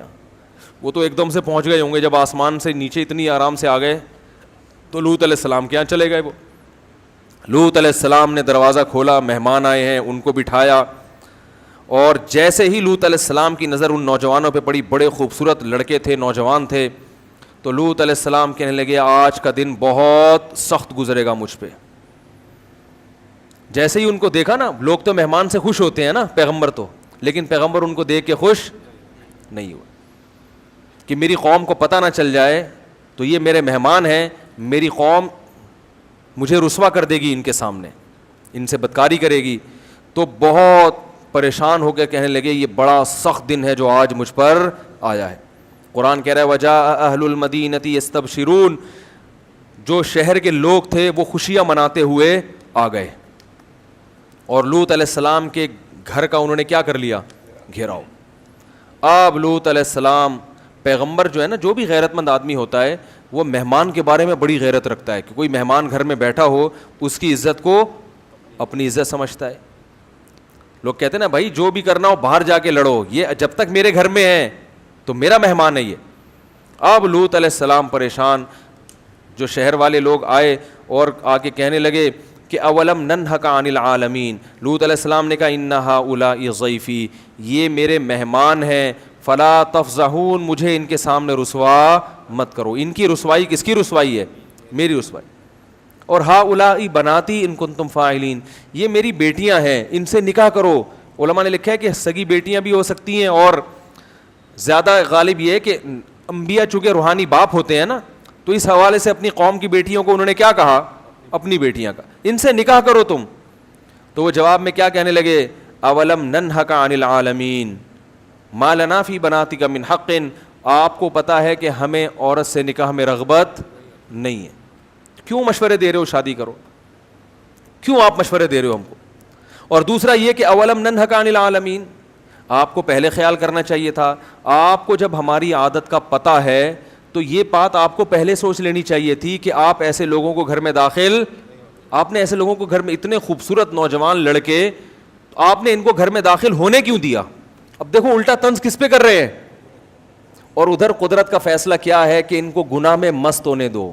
علماء نے لکھا ہے کہ کسی علاقے میں اگر گناہ آسان ہو جائے تو یہ اللہ کی رحمت کی دلیل نہیں ہے, بلکہ یہ اس کی علامت ہے کہ اب اللہ نے پکڑنے کا فیصلہ کر لیا ہے. کیونکہ اللہ کی قرآن میں جگہ جگہ آتا ہے سنستدری جو ہم جب گناہ گار کو پکڑتے ہیں نا تو اس کو مہلت دیتے ہیں, اس کو گناہ اس کے لیے کیا کر دیتے ہیں, آسان. پہلے مشکل ہوتا ہے گناہ تاکہ یہ توبہ کر لے, مشکل ہو اس کو گناہ میں, پھر اللہ اس کے لیے کیا کر دیتے ہیں, کوئی زنا کرتا تھا اور جناب اس کو یہاں زنا مشکل ہو رہا تھا, اس کا جناب یورپ کے کسی ملک کا ویزا لگ گیا, اب وہاں کوئی پوچھنے والا نہیں, وہ سمجھتا ہے اب عیاشی کروں گا. او بھائی اب تیرے گرد جو ہے نا گھیرا کیا ہو رہا ہے, تنگ ہو رہا ہے. تو اتنے خوبصورت نوجوان تو انہوں نے کبھی دیکھے نہیں تھے, تو وہ اتنے خوبصورت نوجوانوں کو دیکھ کر مدہوش ہو گئے, اور وہ سمجھ رہے ہیں کہ گناہ کا راستہ آسان ہو رہا ہے, حالانکہ یہ آسانی اللہ اس لیے کر رہا تھا کہ اللہ کی حجت ان پر, بولو بھائی, تمام ہو جائے اور اللہ ان کو پکڑے اس عذاب میں. تو ابھی لوط علیہ السلام کہہ رہے ہیں کہ نکاح کرو, وہ کہہ رہے ہیں, اور نکاح کا مشورہ لوط علیہ السلام کیوں دے رہے ہیں یہ بھی سمجھنے کی چیز ہے. لوط علیہ السلام یہ بھی کہہ سکتے تھے 4 مہینے کے لیے تبلیغ میں نکل جاؤ, کیا خیال ہے, خانقاہ ہے وہاں جاؤ اپنی اصلاح کراؤ, یہ بھی تو کہہ سکتے تھے نا, اللہ اللہ کرو, نمازیں پڑھو, اس سے تمہارے دل میں یہ برائی کیا ہو جائے گی, ختم. نہ نہ نہ, یہ نیچرل طریقہ علاج کا. ارے بھائی ایک آدمی غربت کی وجہ سے چوری کر رہا ہے, تو اصل کیا ہے کہ حلال طریقے سے اس کا پیٹ بھرنے کا انتظام کر دو تو چوری چھوڑ دے گا نا. بھائی ایک آدمی کو بھوک لگتی ہے, پیسے نہیں ہے روٹی خریدنے کے, وہ جا کے کبھی اس کی روٹی چرا رہا ہے, کبھی اس کی روٹی چرا رہا ہے, آپ اس کو تبلیغ میں بھیج رہے ہیں. تو بھائی اصل یہ ہے کہ اس کو کوئی جاب دلوا دو تاکہ یہ حلال طریقے سے پیٹ بھرے گا, تو 2 پراٹھے جب اپنے پیسوں سے خرید کے کھائے گا تو چوری کا پراٹھا کوئی فری میں بھی دے گا, تو پھر تو ہدیے میں بھی کوئی پراٹھا دے گا. تو جب آپ کا پیٹ حلال سے بھر جاتا ہے, پھر اگر کوئی آپ کو بلاتا ہے کہ کھا لیں, آپ کہیں بھائی پیٹ بھرا ہوا ہے اور کتنا کھاؤں, یہی ہوتا ہے نا. تو لوط علیہ السلام کی خواہش اللہ نے ہر شخص میں رکھی ہے, اگر اس خواہش کو حلال طریقے سے استعمال کرو گے تو حرام کے لیے بچے گی نہیں ہے. اتنی تھوڑی خواہش ہوتی ہے انسان میں, بچے گی نہیں پھر یہ حرام کے لیے. اس لیے لوط علیہ السلام ان کو محاسبوں اور مراقبوں کا نہیں کہہ رہے, ان کو کیا کہہ رہے ہیں, نکاح کرو, تاکہ یہ جب ادھر سے جائز طریقے سے پوری ہوگی تو ادھر سے تمہاری توجہ ہٹے گی. آج مصیبت ہمارے ساتھ یہ ہے کہ نوجوان طبقے گناہوں میں پڑھ رہے ہیں, انٹرنیٹ پر فحش فلمیں دیکھ رہے ہیں, بیہودہ فلمیں دیکھ رہے ہیں, لڑکوں سے بدکاری کی بیماری پھیل رہی ہے, زنا پھیل رہا ہے, لیکن اس کے وہ طریقے بتائے جاتے ہیں جو مؤثر نہیں ہیں. تبلیغ میں بھیج دیں گے, اس تبلیغ میں جانا بہت ضروری ہے, مگر اس کے لیے زیادہ ضروری نکاح ہے, شادی پہلے پھر جائے تبلیغ میں. وہ اس حالت میں تبلیغ میں چلا گیا, فائدہ یقیناً ہوگا, لیکن عین ممکن ہے وہاں کسی کو خراب کر کے آ جائیے. ہوتا ہے ایسا بھی, وہاں بھی کسی کو خراب کر کے آ سکتا ہے. تو بھائی جو اللہ نے جائز, پہلے کس کو فوکس کرو. ایک صاحب کا فون آیا, فوج میں بڑے آفیسر ہیں, وہ جماعت میں گئے ہوئے تھے, تو وہاں مسجد میں ایک نوجوان جو اس کی 25 سال اس کی عمر تھی, وہ نوجوان آیا, کہہ رہے کہ وہ بتانے لگا کہ مجھے نا یہ بیماری ہے, میں فحش فلمیں دیکھتا ہوں اور نیٹ پر یہ کام اور الٹے کام, میں بڑا پریشان ہوں, میں کیا کروں. تو کہتے ہیں کہ وہ ان کو ایک صاحب نے کہا کہ آپ ہمارے ساتھ جماعت میں وقت لگائیں. تو کہہ رہے میں نے اس سے کہا کہ بھائی تم شادی کرو پہلے. اب اختلاف ہو گیا, میں کہہ رہا ہوں, وہ میرے بیانات سنتے تھے, کہہ رہے ہم کہہ رہے ہیں کہ نکاح کرو, وہ کہہ رہے ہیں کہ چلے کے لیے جاؤ. مجھے فون کیا, میں نے کہا اس سے کہو نکاح کرو, کچھ وقت بیوی کے پاس گزارو, پھر چلے کے لیے چلے جاؤ. تو وہ کہہ رہے ہیں کہ نہیں پہلے چلا پھر نکاح. میں نے کہا نا نا نا, یہ کیا ہے, یہ غلط ہے. کیونکہ یہ اسی حال میں, اور اس شادی کے لیے وہ کر بھی سکتا تھا, اس کو کوئی ترغیب دینے والا نہیں تھا, وہ سمجھ رہا دنیا کا سب سے فضول کام کیا ہے, شادی ہے. تو اگر اس کو تاخیر کر دی تو ممکن ہے جو رشتہ اس کا ہونے والا ہے وہ ہاتھ سے نکل جائے. اور یہ بھی ممکن ہے اس 40 دن کے دوران جب ایک آدمی گناہ کرتے چند دن وقفہ ہوتا ہے نا, تو اور بھر کے آتا ہے, پھر وہ پھر کیا ہو جاتا ہے, پورا اندر سے ایٹم بم بن کے آتا ہے وہ, ٹھیک ہے نا. 40 دن تک اس نے گناہ نہیں کیا تو وہ ایسا اس کے دل میں چلے کے دوران گناہ کے خیالات آئیں گے کہ وہ کہے گا بس کسی طرح چلا ختم ہو, پھر دیکھو میں کیا کرتا ہوں. یہ بھی بعض دفعہ الٹا بھی ہو جاتا ہے, میں یہ نہیں کہنا ہمیشہ ایسے ہوتا ہے, بعض دفعہ تو توبہ کر کے آتا ہے, لیکن بعض دفعہ کیا ہوتا ہے اور الٹا اثر ہو جاتا ہے. تو بھائی جو حل اللہ اس کے رسول نے بتایا ہے وہ کیا ہے, سب سے پہلے کیا ہے, نکاح کرو, کچھ وقت بیوی کے ساتھ گزارو, پھر چلے پہ خود بھی جاؤ, بلکہ میں کہتا ہوں پھر بیگم کو بھی لے کے جاؤ, پھر بیگم کو بھی لے کے جاؤ. اللہ تعالیٰ نے اتنا اچھا پسند کیا ہے اس عمل کو کہ جو جب میاں بیوی کا نکاح ہو تو اللہ یہ چاہتے ہیں کہ اب ان کا ہر کام کیا ہونا چاہیے, مشترک. دیکھو تہجد میں تنہائی پسند ہے نا اللہ کو, لیکن بیوی والی کے بغیر تنہائی ہو یہ پسند نہیں ہے. حدیث میں آتا ہے اللہ اس شخص کو دیکھ کے ہنستے ہیں جو رات کو آخری حصے میں خود بھی اٹھتا ہے اور اپنی بیوی کو اٹھاتا ہے, وہ نہ اٹھے تو غالباً پانی کی چھینٹیں مارنے کا ہے نا, پانی کی چھینٹیں مار کے اس کو اٹھاتا ہے, اور وہ دونوں ساتھ مصلے پہ کھڑے ہو کر نماز پڑھتے ہیں. اور اس عورت کی کو بھی دیکھ کر اللہ ہنستے ہیں. یہ ہنسنا کنایا, بہت زیادہ خوش ہوتے ہیں کہ جو تہجد کے لیے اٹھتی ہے, اس کا میاں پڑا ہوا ہے تو وہ اس کو بھی اٹھاتی ہے, وہ نہیں اٹھے تو پانی کی چھینٹیں مار کے اٹھاتی ہے, اور وہ دونوں مصلے پہ کھڑے ہو کر نماز پڑھتے. حالانکہ تہجد میں تو تنہائی مطلوب ہے نا, اکیلے ہوں, لیکن یہاں جہاں سب سے زیادہ تنہائی چاہیے وہاں بھی اللہ کہہ رہے ہیں بیگم کیا ہونی چاہیے, ساتھ. نہیں یاری بات میرا خیال ہے کیوں. اور قرآن کے الفاظ دیکھو, آج جو ہم نے سورت پڑھی ہے تراویح میں, یوم یفر المرء من اخیہ, یہ ٹیکنیکل باتیں آپ کو سننے کو مل رہی ہیں, ان کی قدر کرو. قرآن کہہ رہا ہے قیامت کا ایسا وحشت والا دن ہوگا کہ انسان اپنے بھائی سے دور بھاگے گا. بھائی کو اللہ نے کیا کہا, بھائی. وصاحب یوم یفر المرء من اخیہ وامہ, اپنی ماں سے بھی دور بھاگے گا. وہ کہے گا بھائی میں اپنے آپ کو بچاؤں, یہ اماں کہاں سے آ گئی ہے, اس مصیبت میں اماں کہیں میری نیکیاں نہ مانگ لے مجھ سے, یہ ڈر ہوگا, بس اپنے آپ کو بچاؤ. تو قرآن کے الفاظ کیا ہیں, یوم یفر المرء من اخیہ, انسان اپنے بھائی سے دور بھاگے گا, وامہ, اپنی ماں سے دور بھاگے گا, وابیہ, اپنے باپ سے دور بھاگے گا, وصاحبتہ, یہاں بیوی نہیں کہا بیوی سے, بلکہ اس سے جس کے ساتھ یہ رہا کرتا تھا. نہیں یاری بات سمجھ میں میرا خیال, حالانکہ رہتا تو بھائی کے ساتھ بھی ہے, رہتا تو باپ کے ساتھ بھی ہے, رہتا تو ماں کے ساتھ بھی, لیکن بیوی کے لیے صاحبہ کا لفظ, صاحبہ کہتے ہیں جو ہمیشہ آپ کے ساتھ رہتی. اس میں اللہ نے بتا دیا کہ عورت کا مقصد یہ ہوتا ہے کہ پھل تر کی طرح چپک گئی ہے اب یہ تمہارے ساتھ. جب شادی ہوتی ہے نا تو مقصد کیا ہے, اب یہ پھل ترو کی طرح, اب حج پہ بھی جا رہے ہو تو اس کو بھی لے کے, عمرے پہ جا رہے ہو تو اس کو لے کے, صحابہ میدان جہاد میں جا رہے ہیں تو بیوی کو لے کے جا رہے ہیں. تو یہ شریف آدمی کی علامت ہوتی ہے, کہیں تفریح پہ جا رہا ہے تو بیگم اس کے ساتھ پھلترو کی طرح چپکی ہوئی. اس کا فائدہ یہ ہوتا ہے کہ وہ پکنک پہ ادھر ادھر آنکھ مٹکنے کی کوشش, اس کو پتا ہوتا ہے فرشتے شاید میری ایسی نگرانی نہ کریں جیسی یہ کر رہی, تو برائیوں سے بھی بچتا ہے انسان. اور سفر میں جانے کے بعد انسان میں جو خواہش پیدا ہوتی ہے, شہوت پیدا ہوتی ہے, گھر سے دوری کی وجہ سے اس کے ناجائز طرف جانے کے امکانات بڑھ جاتے ہیں, کیونکہ بیگم تو ہے نہیں, اور خطرہ اس لیے بھی ہوتا ہے کہ کوئی پوچھنے والا بھی نہیں ہے. اپنے شہر میں, اپنے ملک میں تو آدمی برائی کرتے ہوئے ڈرتا ہے نا کہ پکڑا جاؤں گا, لوگ بولیں گے تو یہاں کیا کر رہا ہے بھائی, تو وہی ہے نا جو ادھر رہتا ہے, گولے گھنٹے کی دکان کے ساتھ رہتا ہے, تو پکڑ لیتے ہیں. کسی اور ملک میں کون, کس کو کیا پتا کون ہے, تو زنا کی طرف جانے کے امکانات کیا ہوتے ہیں, تو تو وہاں بیگم اگر ساتھ ہوگی تو نگرانی بھی ٹائٹ والی ہوگی. ویسے فرشتے زیادہ نگرانی کرتے ہیں, ایک میں مثال دے رہا تھا. نگرانی بھی کیا ہوگی, کیونکہ کلپ بنا دیتے ہیں لوگ کہ اس نے بیگم کو فرشتوں سے بھی زیادہ اعلیٰ کہہ دیا تو کفر دار اسلام سے خارج ہو گیا. تو نگرانی بھی ٹائٹ والی ہوگی اور برائی کے جذبات بھی پیدا نہیں ہوں گے. سمجھ رہے ہو کہ نہیں سمجھ رہے؟ تو اس لیے اس کو میں نے کہا بیٹا اس کی شادی کرا دو, اور اس کو بولے دلہن کو لے کے کہاں نکل لے, چلے پہ نکل لے. سمجھ رہے ہو کہ نہیں سمجھ رہے؟ تو لوط علیہ السلام کیا کہہ رہے ہیں, نکاح کرو نکاح. لیکن وہ قوم کہہ رہی ہے کہ ہمیں رغبت نہیں ہے. قرآن کہتا ہے لعمرک انہم لفی سکرتہم یعمہون, اے محمد صلی اللہ علیہ وسلم ہمیں آپ کی عمر کی قسم, وہ نشے میں مدہوش تھے, انہیں پیغمبر کی قسم پرسی اور ان کی بیچارگی پہ ذرا بھی ترس نہیں آ رہا تھا. اور ادھر لوط علیہ السلام کہہ رہے تھے لو ان بی قوتن, کاش میرے بازوؤں میں طاقت ہوتی, میرا کوئی مضبوط قبیلہ ہوتا تو میں آج تم سے انتقام لیتا. میں کمزور ہوں, کچھ نہیں کر پا رہا. میں قبیلہ بھی اللہ کی بڑی نعمت ہے بھائی, خاندان بڑا ہونا بھی اللہ کی نعمت. وہ تو ہجرت کر کے آئے تھے نا لوط علیہ السلام, اس لیے وہاں کوئی بڑا خاندان ہی نہیں تھا ان کا. تو جب اللہ نے لوط علیہ السلام کی یہ حالت دیکھی, دیکھو اللہ بھی کیسا آزماتے ہیں اپنے بندوں کو. اللہ پہلے ہی لوط علیہ السلام کو بتا دیتے, اتنا پریشان ہونے سے پہلے بتا دیتے کہ یہ کیا ہے, فرشتے ہیں, یہ لڑکے تھوڑی ہیں. لیکن اللہ نے نہیں بتایا, کیونکہ اللہ بھی اپنے بندوں کو آزماتے ہیں, تھوڑا سا ان کو تڑپنے دیتے ہیں, یہ تڑپنے دو تھوڑا سا ان کو.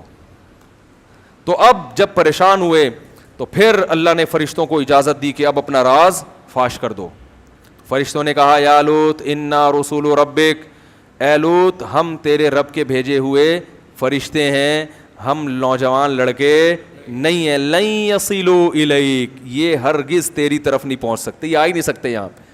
بہت طاقت دی اللہ نے ہمیں, یہ تو ہم اس روپ میں آئے ہیں, ہماری طاقت کا اندازہ نہیں ہو رہا. ہمیں اللہ نے یہ طاقت دی ہے کہ ہم ایک ہاتھ پہ اس زمین کو اٹھا کے الٹا دے کے پٹخ دیں.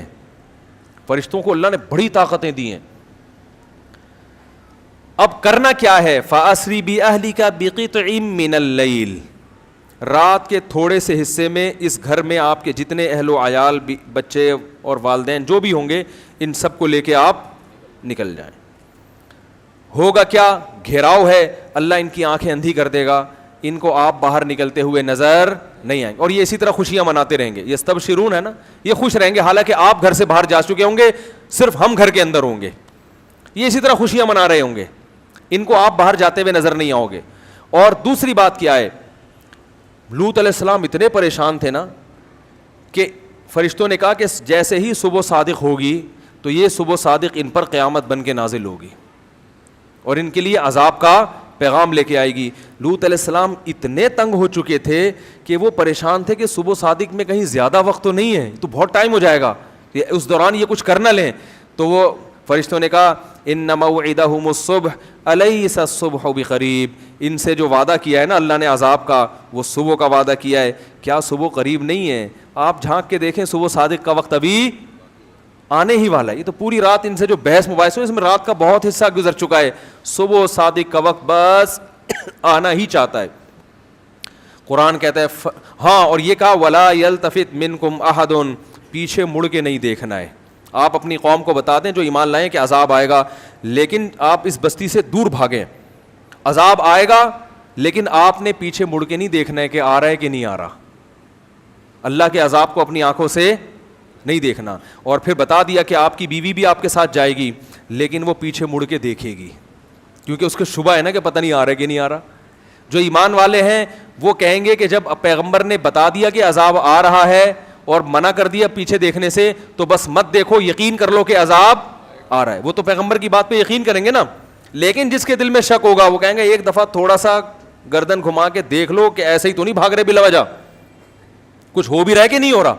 تو بیوی ہے وہ تو ساتھ تو رہے گی وہ شوہر کے, تو وہ اس نیت سے نکل آئی کہ بھائی جہاں شوہر جا رہے ہیں میں نے بھی وہیں رہنا ہے. لیکن وہ پھر اس نے کیا کیا, پیچھے مڑ کے دیکھا کہ عذاب آ رہا ہے کہ نہیں آ رہا. جیسے ہی پیچھے مڑی ہے ایک پتھر اس کے بھی سر پہ آ کے لگا اور وہ بھی وہیں ہلاک ہو گئی. اللہ کہتے ہیں ایسی پتھروں کی بارش برسائی ہے مسومۃ عند ربک, وہ ایک ایک پتھر پہ لکھا ہوا تھا کہ یہ کس کے سر پہ جا کے لگے گا. اور پھر کیا کیا ہے, پتھروں کی بارش ہونے کے بعد فرشتوں نے اس زمین کو اٹھایا. قرآن کہہ رہا ہے فجعلنا عالیہا سافلہا, کیا عجیب الفاظ ہیں, قرآن کی بلاغت ہے. فرمایا ہم نے زمین کے اوپر کے حصے کو نیچے کر دیا, ایسا زلزلہ آیا کہ سب ہلاک ہو گئے. اور پھر اللہ نے قرآن میں جب یہ آیتیں نازل کیں تو قرآن میں بتایا کہ وَإِنَّكُمْ لَتَمُرُّونَ عَلَيْهَا, کہ تم جب تجارتی سفر کے لیے شام اور دوسرے علاقوں کے لیے جاتے ہو تو لوط علیہ السلام کی بستی کے کھنڈرات آج بھی تمہارے قریب سے گزرتے ہیں. آج تک اس بستی کے کھنڈرات کے نشانات میں نے باقی رکھے ہوئے.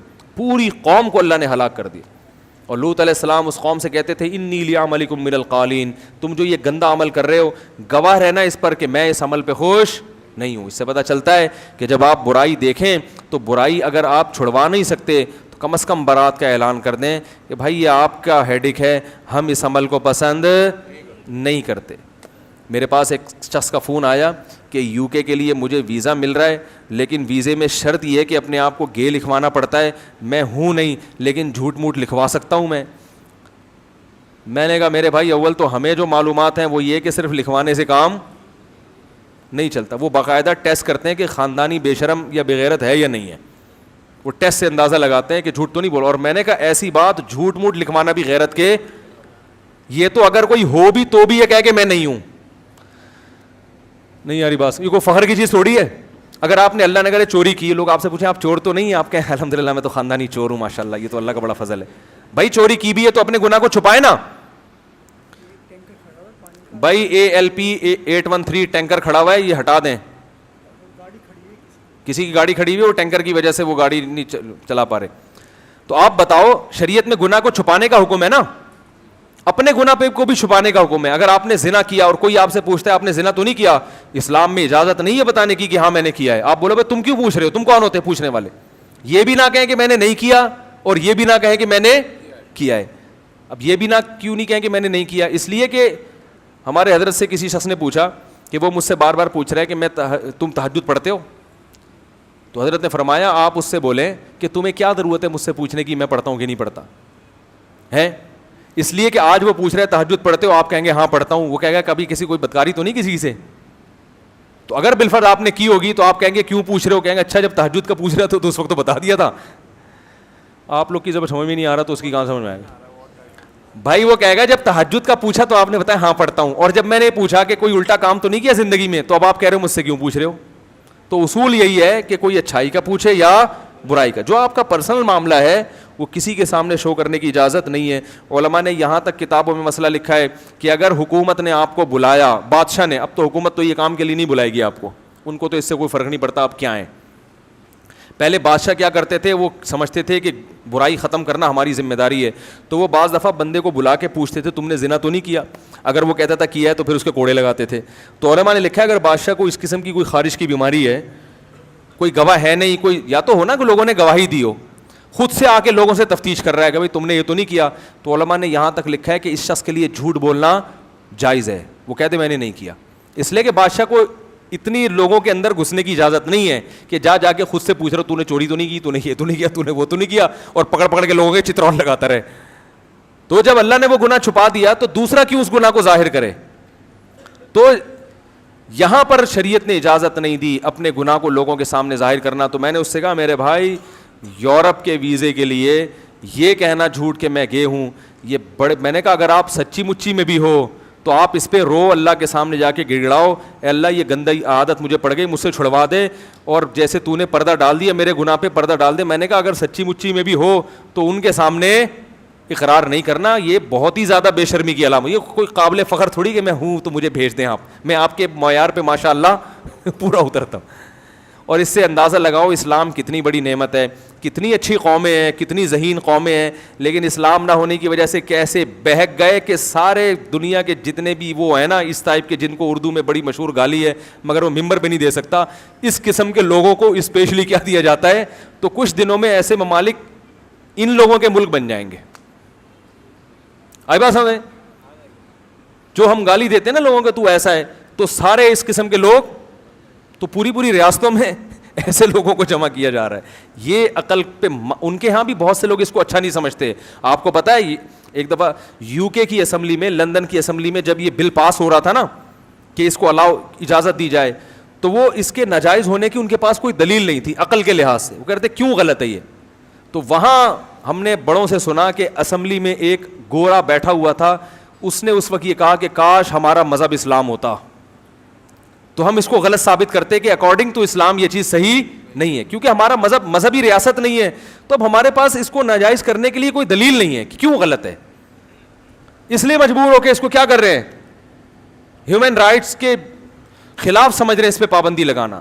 تو اسلام بہت زبردست چیز ہے جس نے آپ کو بہت ساری گندگیوں سے روک دیا, اور اسلام مسلمان اللہ کے سامنے ہتھیار ڈال دیتا ہے, اللہ جب تو نے کہہ دیا غلط تو اب صحیح نہیں ہو سکتا. تو بھائی جس کو بھی یہ بیماری لگی ہے, اللہ کا واسطہ اللہ والوں سے تعلق قائم کرو. حضرت حکیم اختر صاحب کے خلفاء ہیں بہت سارے, ان سے بیعت ہو جاؤ. جامع رشید میں بہت سارے علماء ہیں جو مفتی رشید احمد صاحب کے خلفاء میں سے ہیں, ان سے بیعت ہو جاؤ. اور بڑے بڑے مشائخ ہیں, ان سے جا کے بیعت ہو کر ان کو لکھ کے دو کہ مجھے میں بیماری ہے, تو مجھے کوئی طریقہ بتائیں کہ یہ بیماری مجھ سے چھوٹ جائے. تو جو شخص چھوڑنا چاہتا ہے وَإِنِّي لَغَفَّارٌ لِمَن تَابَ وَآمَنَ وَعَمِلَ صَالِحًا, اللہ کہتے ہیں میں ایسے شخص کے لیے مہربان ہوں, غفار ہوں جو ادھر آنا چاہتا ہے, اور اگر اسی پہ راضی ہو تو کرتے رہو.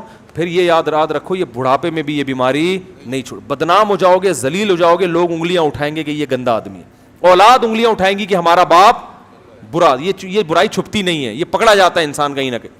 اللہ تعالی ہم سب کو اس برائی سے توبہ کرنے کی توفیق عطا فرمائے, اور اپنے بچوں کی بھی نگرانی کیا کریں. یہاں تک نگرانی کریں کہ یہ جو کزن جب 10 سال کے ہو جاتے ہیں ان کو ایک بستر پہ سونے کی اجازت, بولو بھائی, نہیں. مائیں اس بات کا خیال کریں کہ جب آپ کا بچہ 7-8 سال کا ہے تو اس کو کزنوں کے ساتھ بھی تنہائی میں جمع نہ ہونے دیں.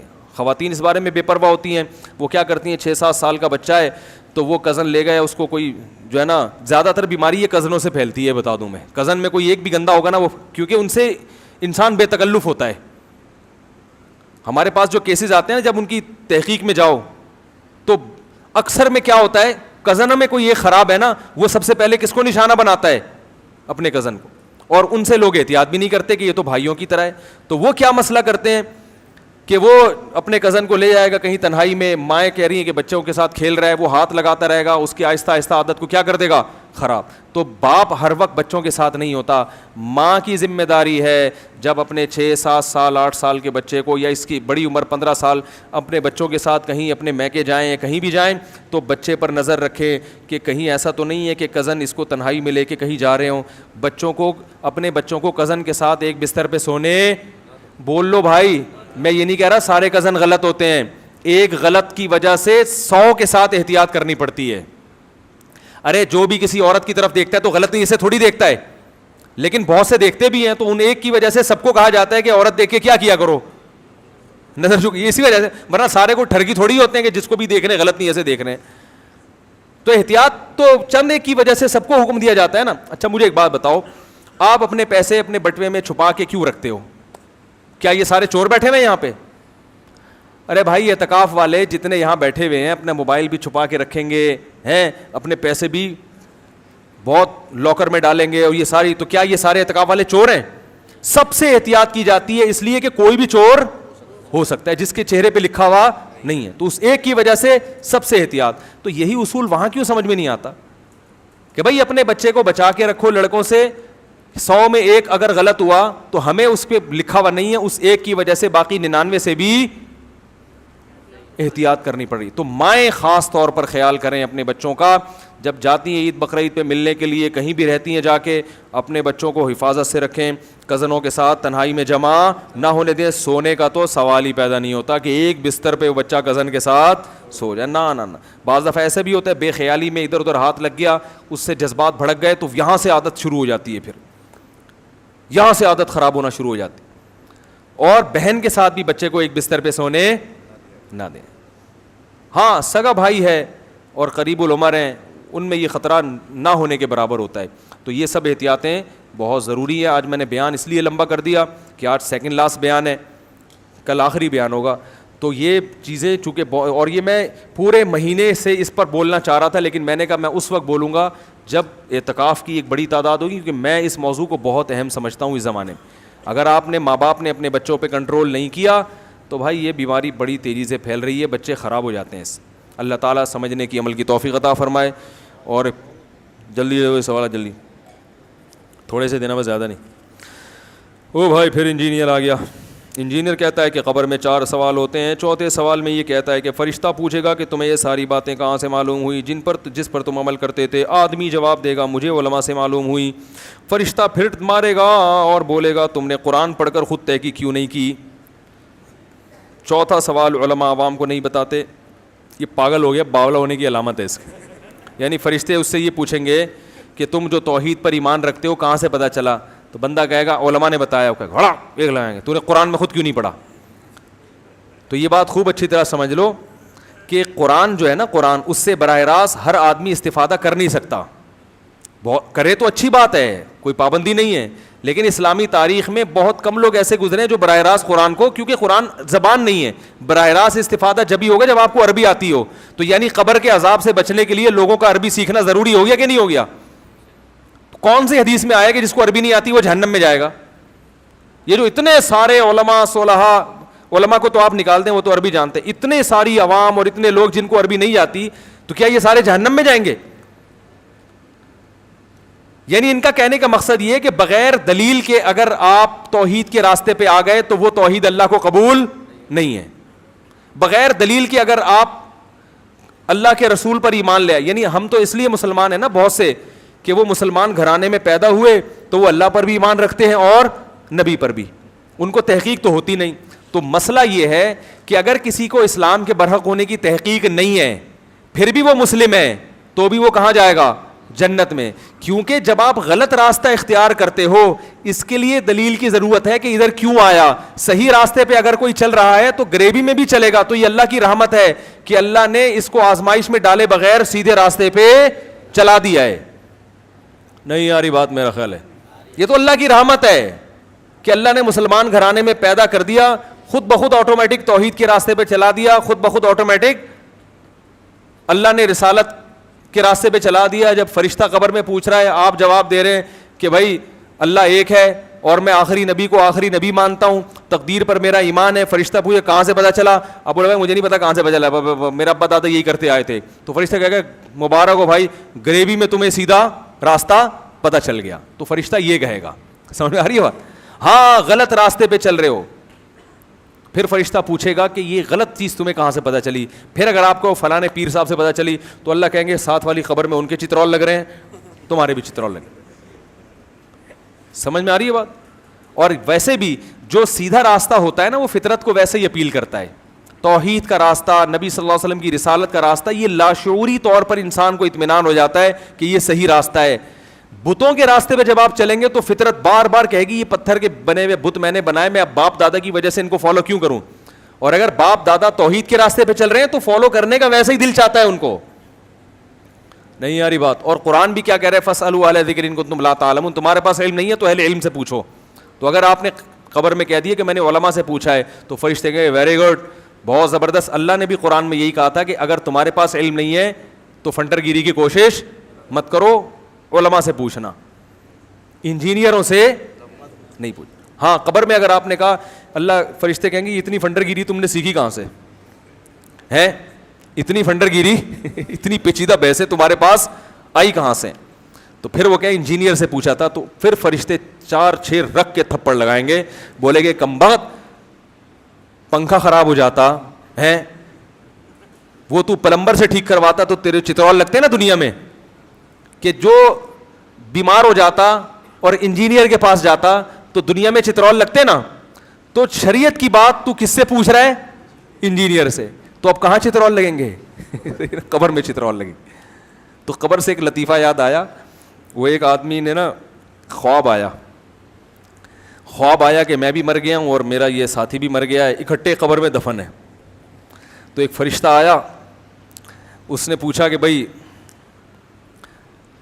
سوالات میں کیا پوچھا تمہارا نام کیا ہے؟ اس نے کہا بھی میرا نام ہے محمد اخلاص. فرشتے نے کہا سورہ اخلاص سناؤ. اس نے سنا دی. فرشتے نے کہا چل جا معاف کیا. دوسرے کا نام تھا محمد یاسین. وہ پریشان گئے, یار یہ کیا ہوگی.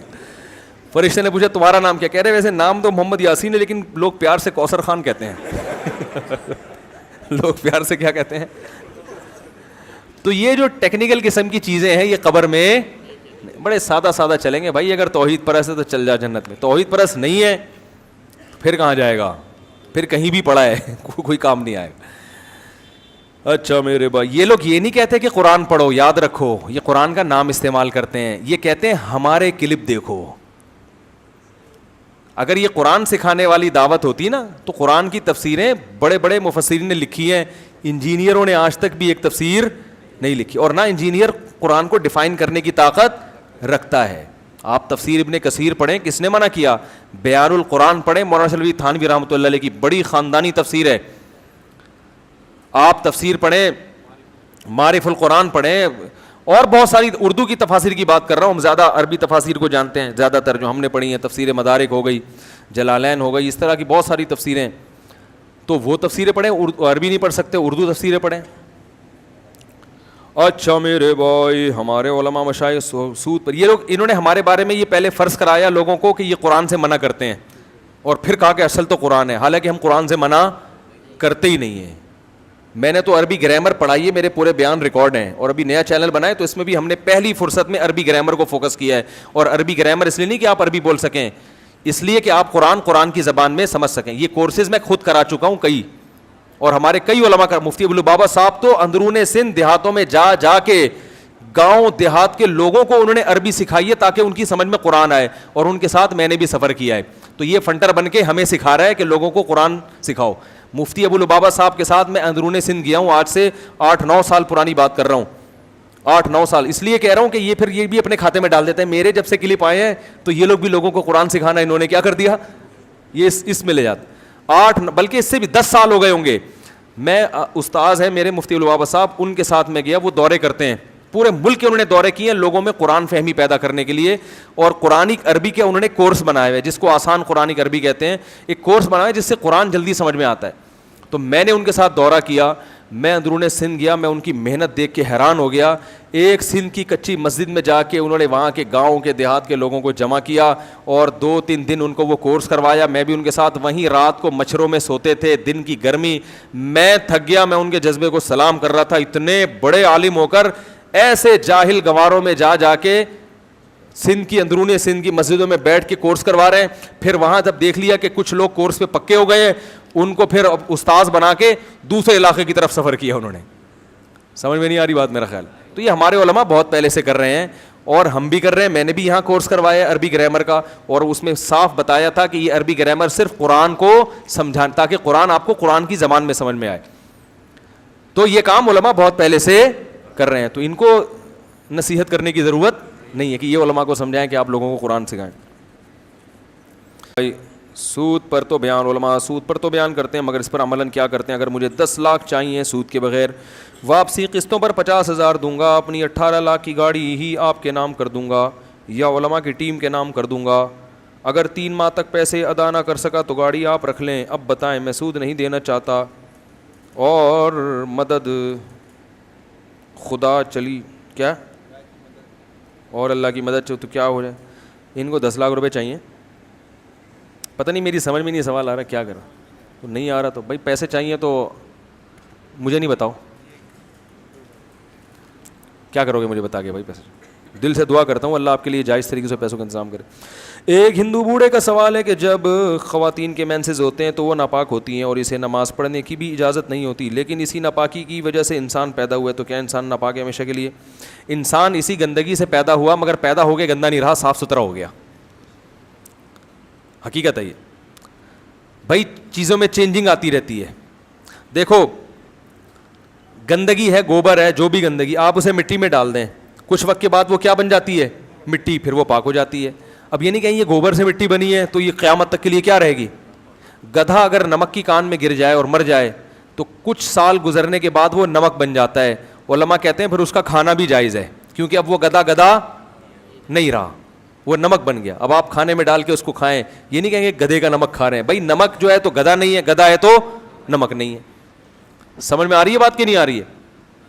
تو جب انسان بنا تھا گندگی سے بنا تھا, لیکن بننے کے بعد گندا نہیں رہا. یہی تو قرآن قدرت بیان کرتا ہے اپنی, کہ ہم نے ذلیل پانی سے تم کو پیدا کیا اور اپنی قدرت کا ایسا شاہکار بنا, اور جب مرتا ہے تو پھر گندا ہو جاتا ہے, ناپاک ہو جاتا ہے, کیڑے پڑ جاتے ہیں اس کے اندر, لیکن کچھ وقت کے بعد جا کے جب وہ مٹی بنتا ہے تو پھر وہ گندگی کیا ہو جاتی ہے, پاک ہو جاتی ہے. سمجھ رہے ہیں کہ نہیں سمجھ رہے؟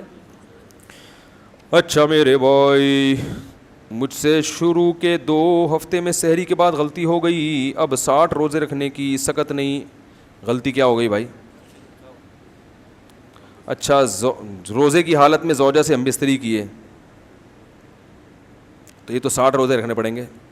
کہہ رہے ہیں روزے کی طاقت نہیں, تو ہم بستری کی طاقت جس میں ہوتی ہے اس میں روزے کی طاقت بھی ہوتی ہے. حقیقت بتا رہا ہوں, روزہ وہ چھوڑ سکتا ہے جو بالکل بوڑھے ہوں. بالکل بوڑھے لوگ جو ہیں نا, جو بیچارے بوڑھے ہو گئے, وہ تو ناممکن ہے ان کے لیے نا, وہ تو مر جائیں. تو جوان آدمی کے لیے روزہ چھوڑنے کی اجازت نہیں ہے, 60 روزے رکھنے پڑیں گے. لیکن سحری کے کتنی دیر بعد؟ بعض علماء کے نزدیک 18 درجے تک وقت رہتا ہے, 15 درجے تک وقت رہتا ہے. تو جیسے آج کل 6:30 پہ 4:30 پہ بہت سے علماء کے نزدیک وقت رہتا ہے, تو اگر 4:30 سے پہلے ہے تو پھر کفارہ ہماری رائے کے مطابق نہیں ہوگا. لیکن اگر 4:30 کے بعد ہم بستری کی ہے تو پھر تو روزے کی حالت میں کی ہے تو 60 روزے. البتہ ایک رمضان میں جتنے بھی روزے ٹوٹے ہیں تو رمضان کے بعد سب کی طرف سے ایک کفارہ کافی ہے. گناہ تو ہوا مگر کفارہ ایک. تو 60 روزے لگاتار رکھیں, دسمبر میں رکھ لیں, دن چھوٹے ہوتے ہیں اور سردیاں ہوتی ہیں تو آسان ہوگا. یہ بھی ہے کہ اللہ نے اگر پیسہ زیادہ دیا ہے, کسی ایسے کنٹری چلے جائیں جہاں سردیوں میں بہت چھوٹے دن ہوتے ہیں. لندن چلے جائیں, اللہ نے پیسہ دیا ہے, وہاں سردیوں میں دن بہت چھوٹا ہوتا ہے, آسانی سے 60 روزے رکھ. اور تو ناروے چلے جائیں, 2-3 گھنٹے کا دن ہوتا ہے, صبح پراٹھا کھائیں اور افطاری کا سامان ساتھ میں ہی رکھیں, تھوڑی دیر بعد افطار ہوگا کھا لیں, تو یہ جائز ہے کیونکہ اللہ کی رحمت ہے. اللہ نے کہیں دن لمبے رکھے, کہیں دن چھوٹے رکھے. لیکن اتنے پیسے نہیں ہوں گے ان کے پاس میرا خیال. اب ایسا نہ ہو 10 لاکھ روپے جو ہے نا, وہ جو ان کو جب 10 لاکھ ملے تو 5 لاکھ اس میں سے آپ لے لیں. مفتی صاحب, آپ لوگوں کو یہ بات سمجھنی چاہیے کہ آپ کی آڈینس کیا لکھا ہوا ہے آگے, ڈیفیکٹو ہے, پتہ نہیں کیا لکھا ہوا ہے. بڑی مشکل سے مولویوں کو گالی دینا ختم کر کے ہم لوگ دین کی طرف آئے ہیں. ادھر پھر آپ کی انتظامیہ ایسے لوگوں کو ممبر پر لے کر آ رہی ہے کہ جس نے موبائل فون, خواتین کی تعلیم, تصویر, پینٹ شرٹ سب پر پابندی حرام. بھائی وہ جو کل آئے تھے کون تھے؟ وہ ڈاکٹر خرم صاحب, وہ بڑے نیک آدمی ہیں, پرہیزگار ہیں, لیکن علم میں مضبوط نہیں ہیں. اچھے ہیں تو انہوں نے وہ ویڈیو کو بھی ایسے کر دیا. پھر وہ شادی پہ بھی انہوں نے کہہ دیا کہ اسلام میں وہ نہیں ہے اصل میں, تو وہ تربوز کو 2 ٹکڑے.